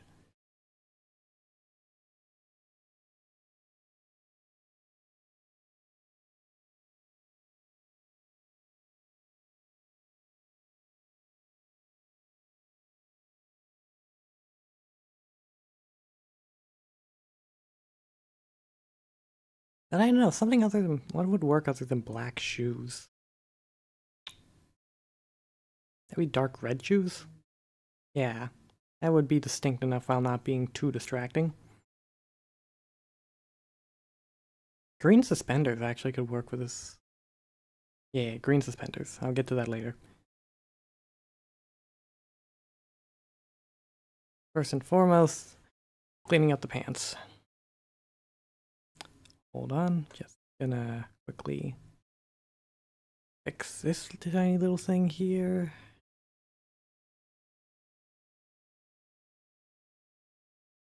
And gonna increase the opacity.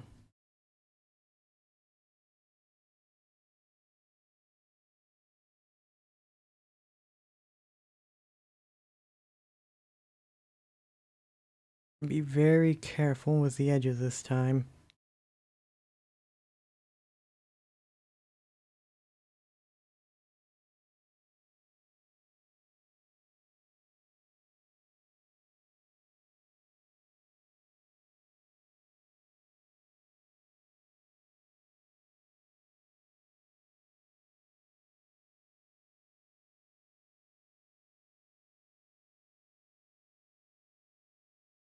Actually, I just remembered, like, I was talking about superhero cons stuff before, and I did actually have one super concept for a superhero magical girl team, because at the time I was learning about like methods, or what did they call it, rhetorics of play, which were basically a list of categories play can fall into. I forget what the specifics were, because we learned about various different categories from various different philosophers of play. So I can't remember, but I remember this idea of a group of 4 to 7 magical girls who each represented one of these different forms of play. I don't know, I always just thought that would be a neat concept. Maybe that should be a project I undertake. So the next project I undertake. Yep. Fix the opacity.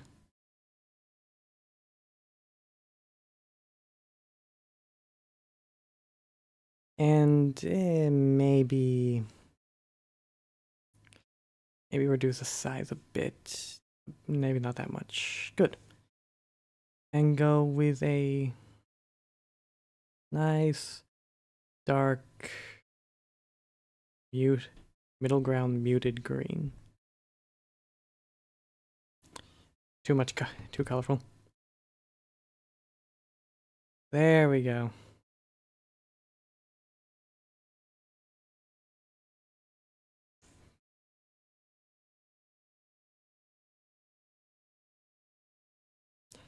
I made a new layer. Yeah, I made a new layer.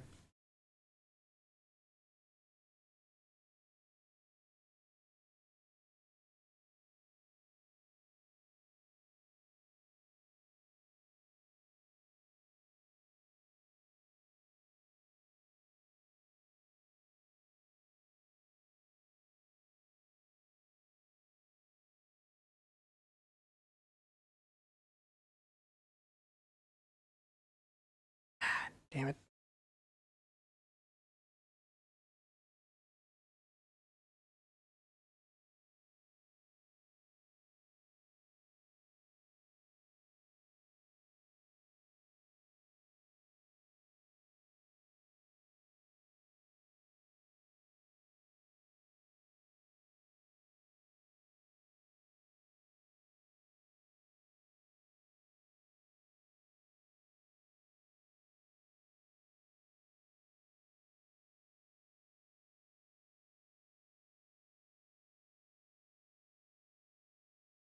Hmm? There we go. And then a little bit of maybe a little bit of yellow for the yellower, more vibrant. For God's sake, stop giving me those pop-ups.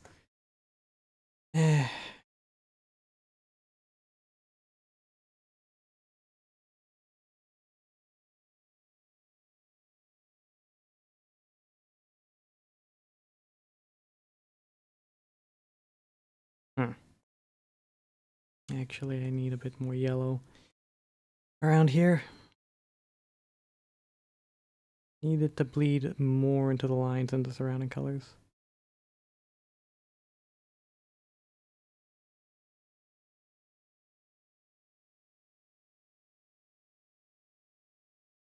There we go. Then I need probably a vibrant red or very deep red for this one, the bow.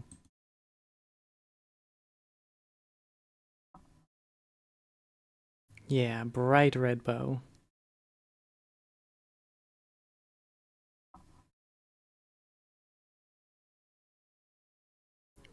Yeah, that didn't work quite as well. I mean, maybe I can stand to lower it by 5 pixels. Yeah, that works slightly better.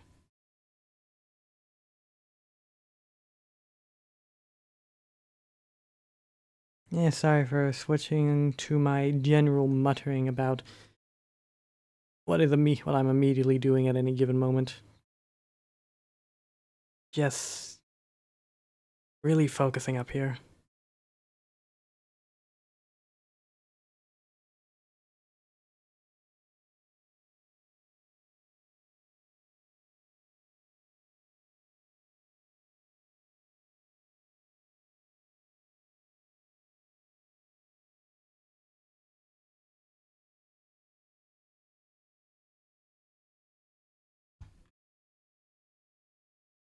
I don't know, now that this eggshell white isn't looking so good.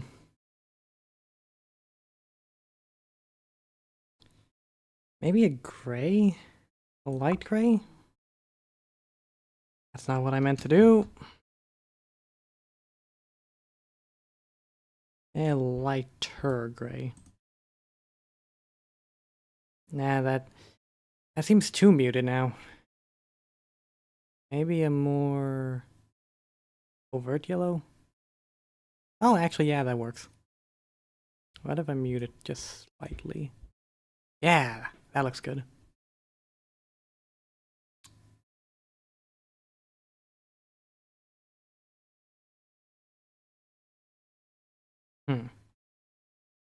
How do I make the head?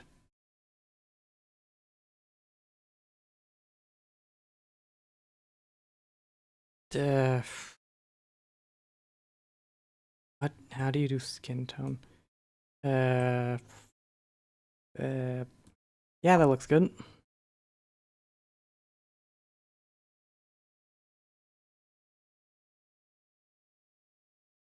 Why'd I? Yeah, maybe paler.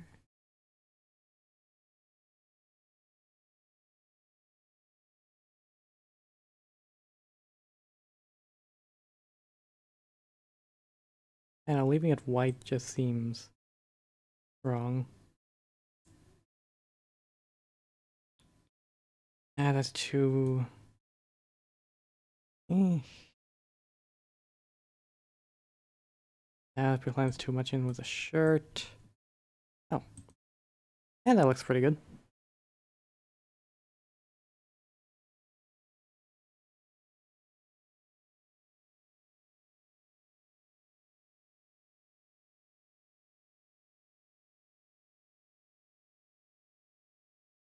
And I didn't draw too much outside of the lines at base.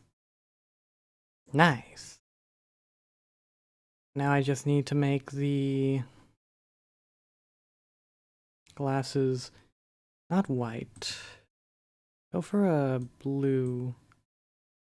Yeah, a very pale, very faint blue.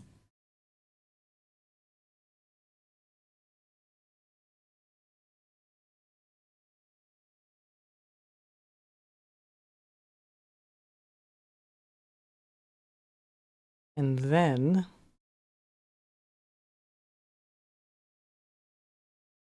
nope, that's a bit much. I overthought it. And then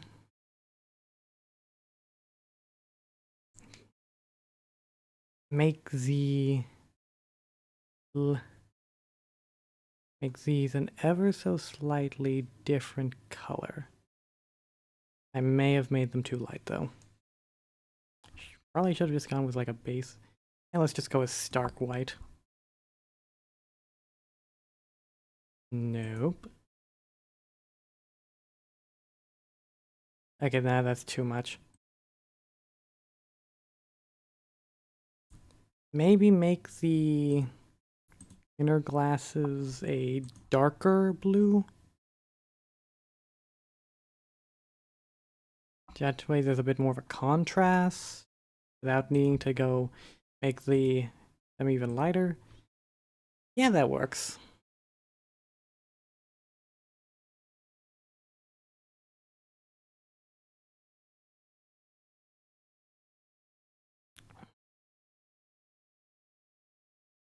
What color is straw? I guess this is like a straw color, but not quite. Make it a bit more orangey, perchance. And then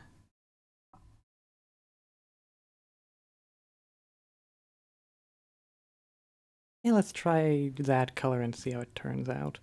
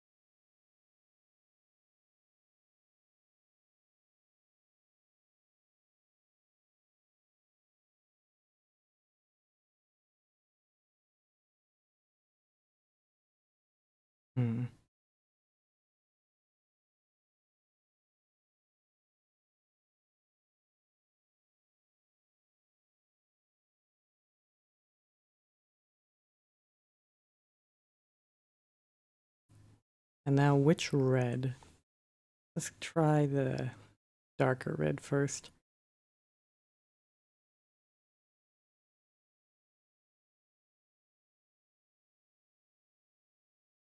Yeah, box missed some missed some bits and pieces here.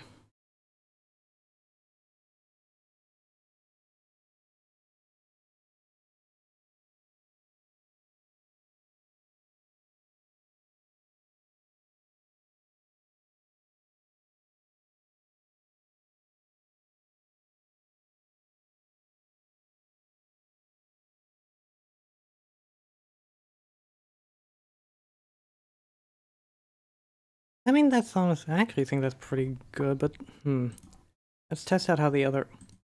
Oh God, my throat. Something in my throat. Why?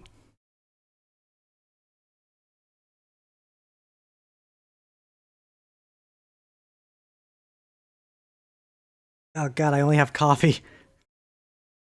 How does bright red look? Okay, so that's bright red. It's dark red.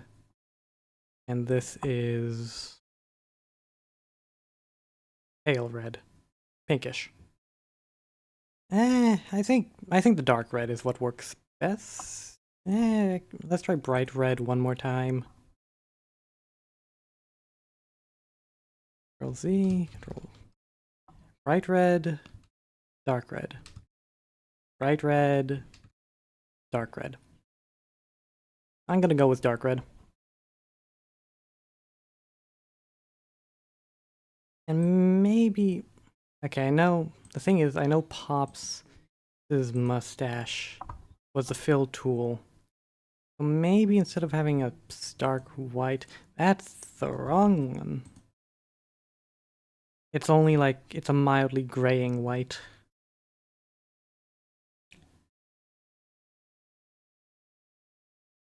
There we go. Add a bit more color variety. The shoes, right. The bloody shoes.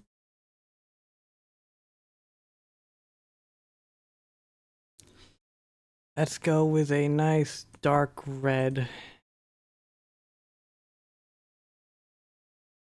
Oh, wait a second. Why didn't I go with like a brownish? Nice dark brown.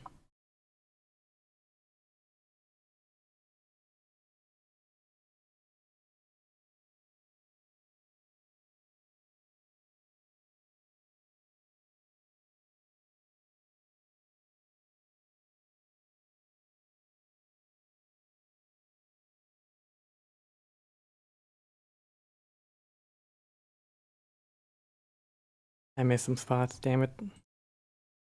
There. A bit more at the tip here. There. There we go.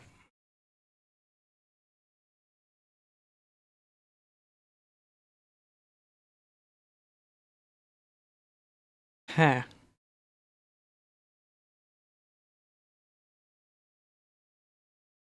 My body may or may not be crying out in, let's just say discomfort, and I am willfully ignoring it until I finish this work. Like, I just can't... I don't know, I have to finish this.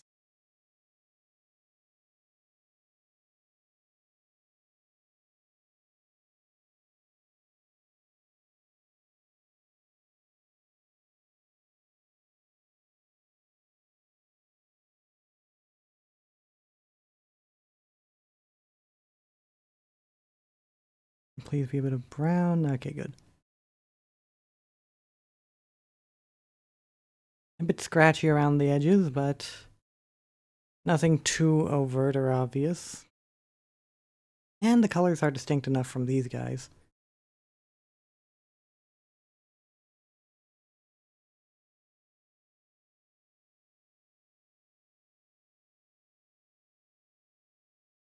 So that just leaves the penguin over here.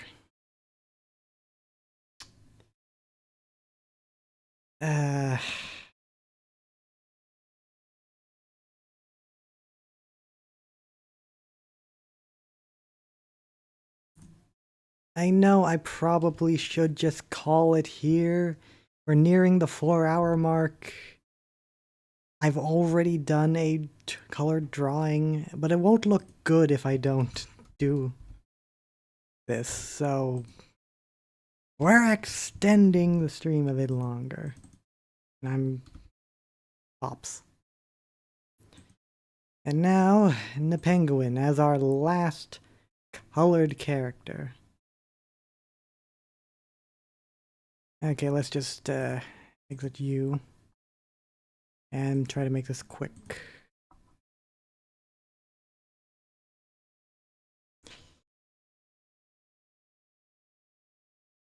Ah.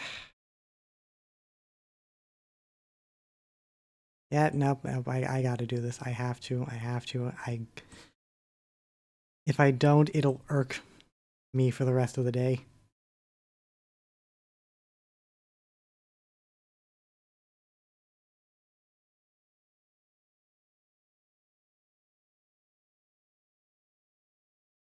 And that's a different, the inside is a different color here.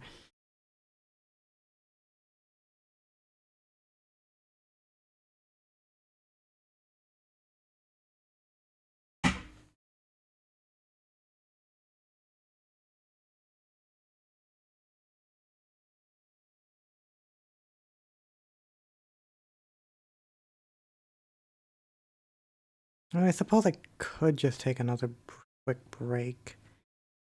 Ha. Maybe I should have considered that beforehand. The moment's passed.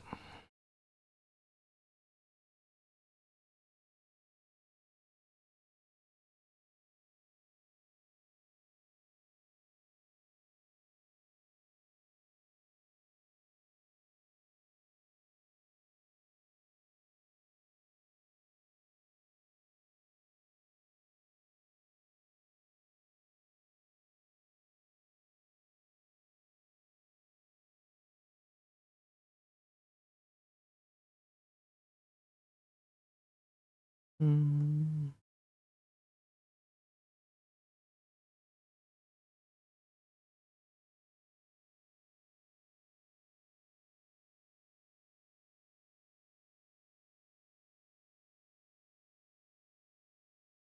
Sorry if I'm once again not doing that much talking. I'm just really focused on getting this one done.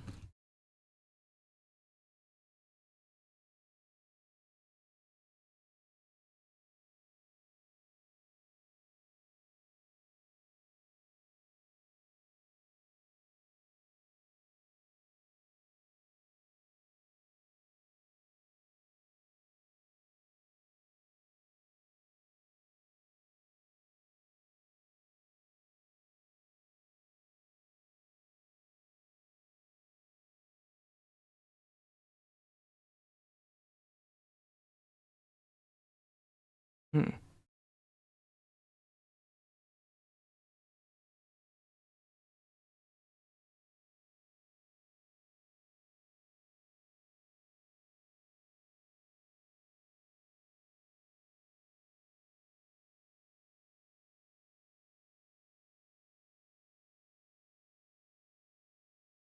Maybe I'll leave a few of the colors. I could probably use the belly and hands. Yeah, the belly and hands white.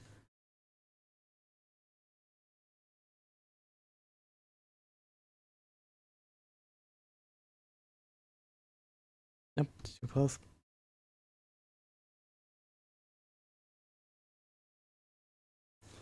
Shrink you.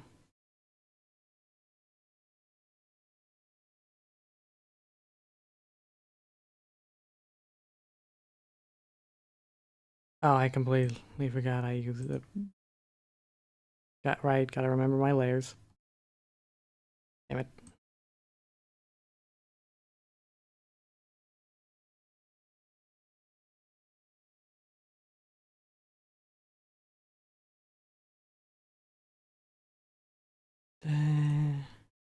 Da, da, da, da, da, da, da, da, da.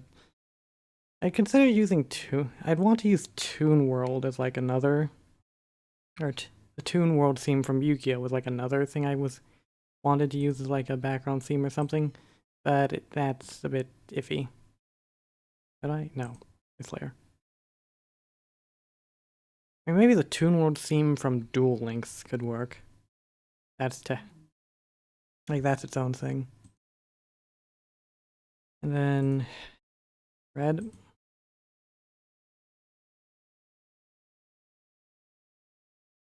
Make sure to save.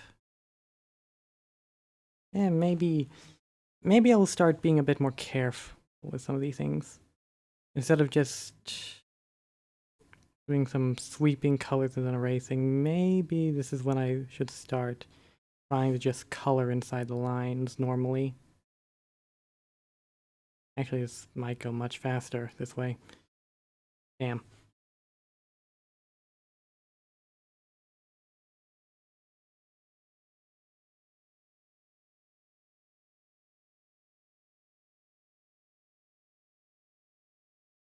Except for these larger sections.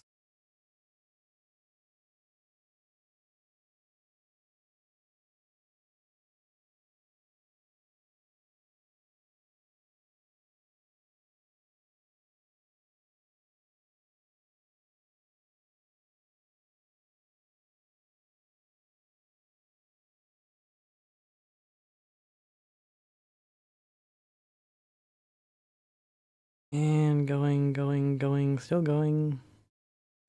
Alright, it's just that part of the stream, you know? Almost at the end, but he is telling me I should stop. I do not want to. So, damn it, I'm sticking this out.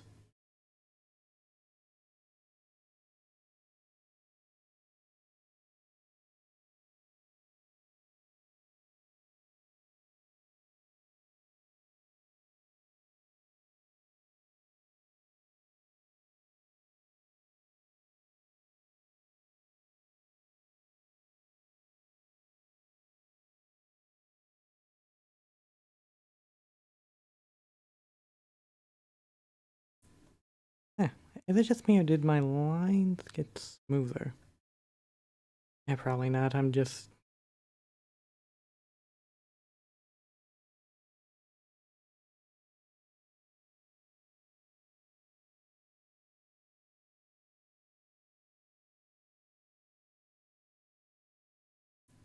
Probably just rushing things, you know? I mean, it's minor, it's... No, I don't need to go into that kind of specifics.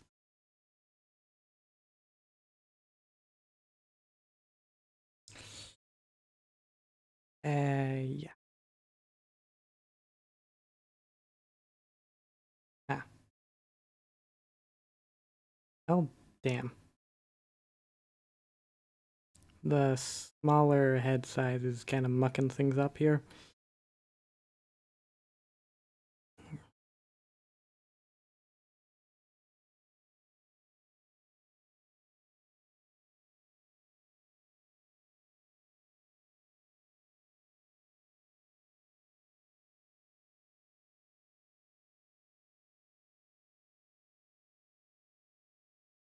Yeah, well, this'll do. Oh, crap, right. These need to be, Ah, god damn it, I didn't change the layers. I'm flubbing these so hard.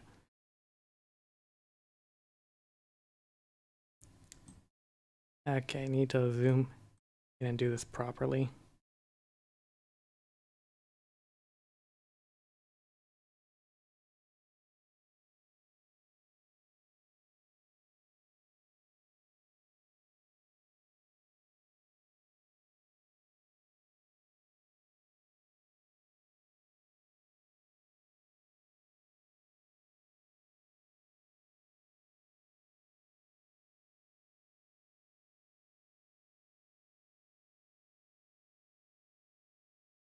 And then I need to add you and probably use a different shade of black. Da da da da da da da da. Da, da, da, da, da, da. Why am I using my bloody mouse?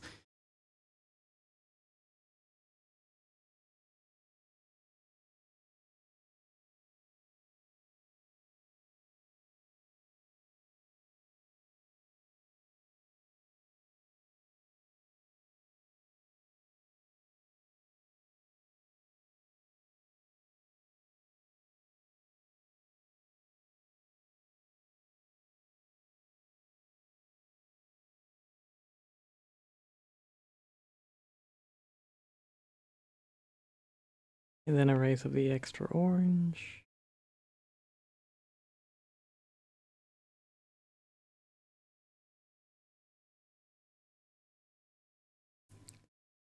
And oh, not almost done, but that part is, the face is a bit screwed up here.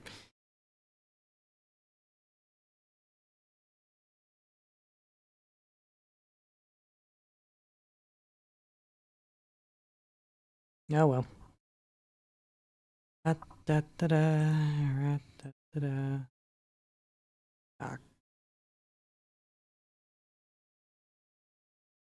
da. Hmm. Still so many details to do. I forgot that's supposed to be the same shade of red.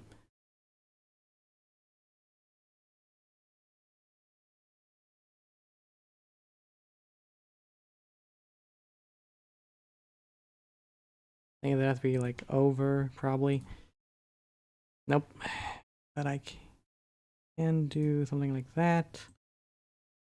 Da da da da da.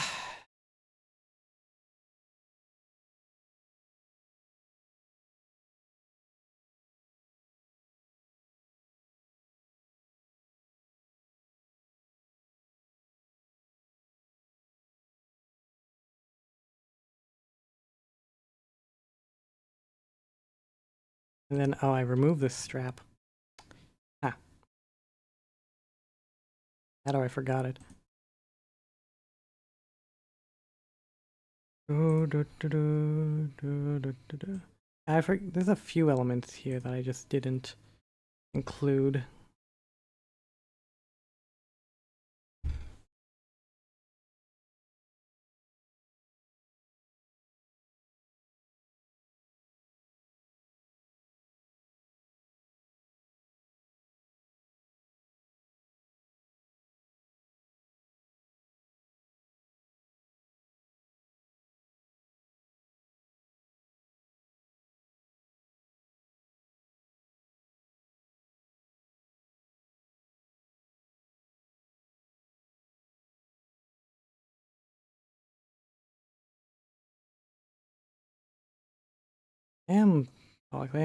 Okay, I accidentally put on the same layer. Never, no matter. I can work around that.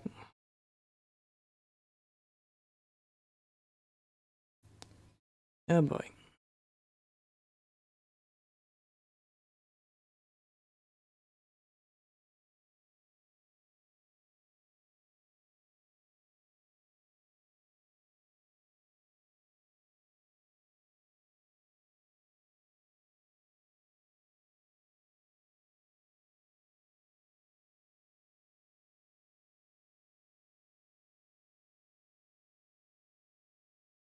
You. I guess since this collar cuff is on the same layer, I might as well just go like that.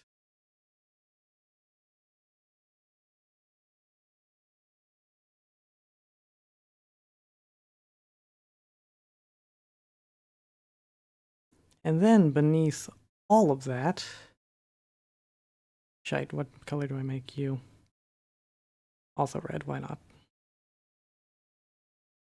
Then beneath all of that, what was this? Yeah, this was the new one I made, I think, yeah. Color, pick, and then resize.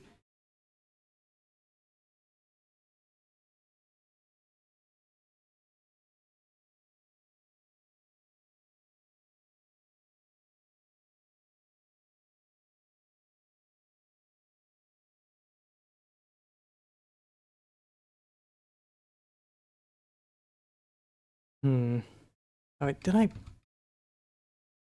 No, no, that's a bit of a yellow that just stuck out.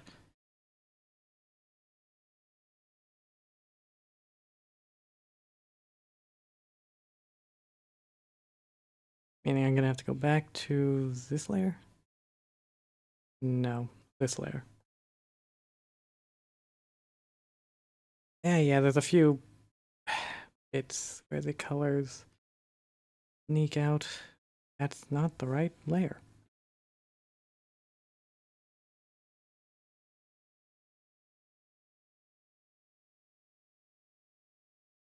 And then this yellow, that's... Oh boy.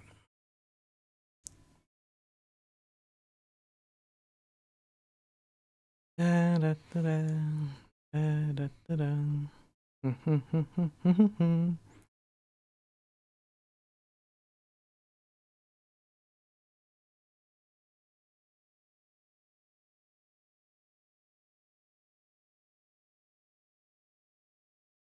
The gray sword.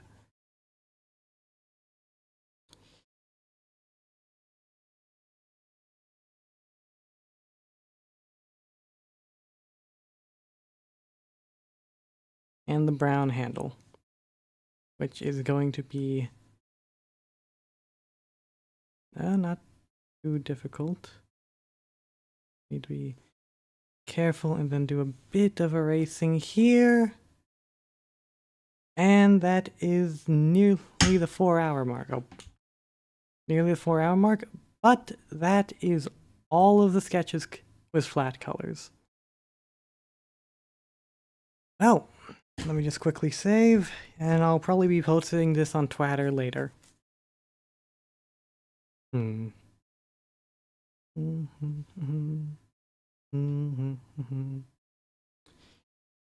I guess with that, I'll see you when...